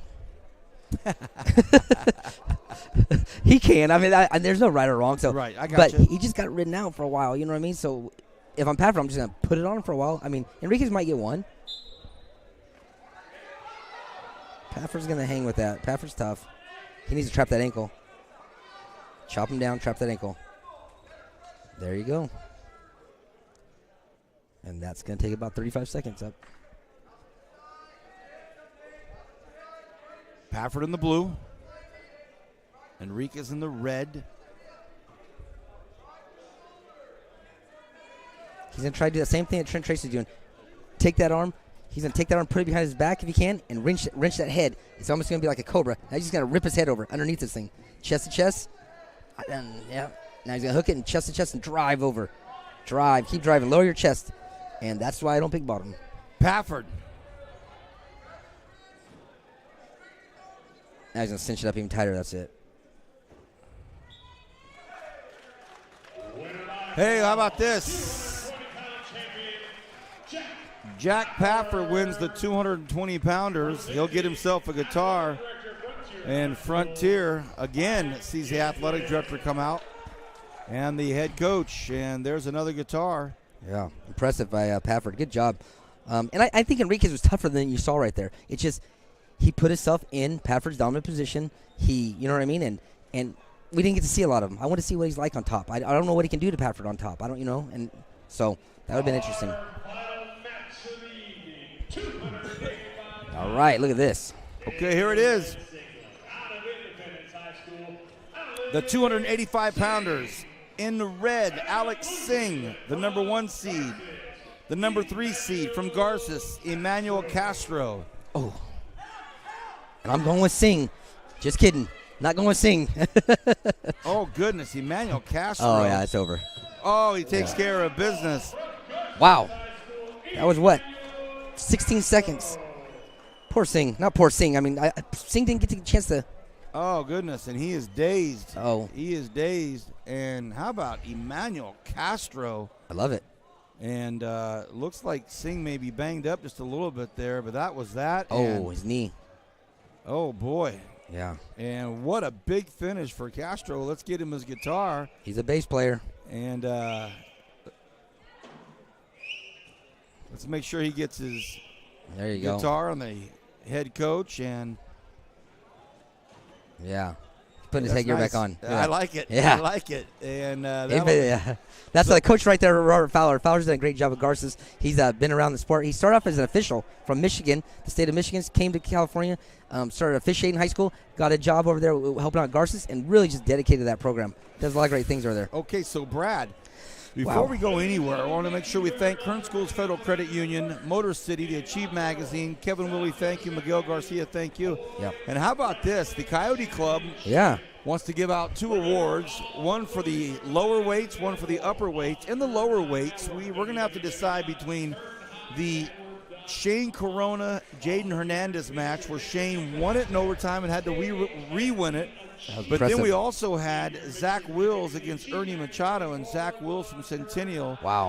A dominant pin and a great, great match. You're the expert. Between Shane Corona, Zach Willis, your choice. You want me to go first? Yep. Okay, let's see. So, let's just be honest. I'm a foothill guy, Coach Guy's dad, so I gotta go straight with him. No, I would. Zach Willis definitely great match. But if you want to talk about pulling it out and just like gut checking and just winning a tight match, and how much, I was just impressed. I gotta go with Corona. I have to go with Corona. It was a match of like you're testing your will, your fortitude. I thought he was dead at the end of the thing. He pulled that one out. He looked like he got 2 takedowns, but he didn't let the ref's decision, phase him, or he didn't see any complaining from them or anything like that on his part, and he went right back out there and got the takedown. So I'm going Corona. I'm going to agree with you in Shane Corona. Great match by Wills, but when Shane Corona won it in overtime, then they took it away, had to come back and get it from a guy that we thought was done in maybe the second period. Shane Corona, our lower weight Coyote Club winner. So Shane Corona, congratulations to you. Upper weight. And Zach Willis, hats off to you too if you're out there. That was impressive. No. Upper weights. We have Rudy Guerrero against Josh Ramirez. That was a big battle between 1 and 3. Yeah. Julius Mayall took care of Brian Valencia. Another quick pin. Then you had the state champion in Trent Tracy, who took a really good wrestler in John Borden and teched him very, very quickly. And then how about this last match in 17 seconds? Emmanuel Castro coming in as a 3rd seed from Garces Memorial saying, Garces is here, what's up? Yeah. Well, Brad? A whole 17 seconds what's up is what he did.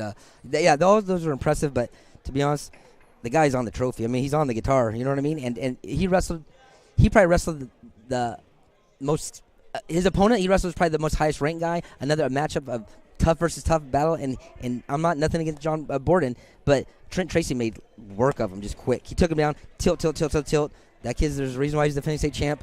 I gotta go with Trent Tracy. Upper weight Coyote Club winner Trent Tracy. So Shane Corona lower weights, Trent Tracy upper weights. On behalf of Stan Green and everyone at the Kern High School District, thank you so much for being involved in the inaugural 2019 South Yosemite Conference Championships. The girls last week, the boys tonight. What a fun night. We hope you've enjoyed all of this on the Kern High Network. Good night and God bless.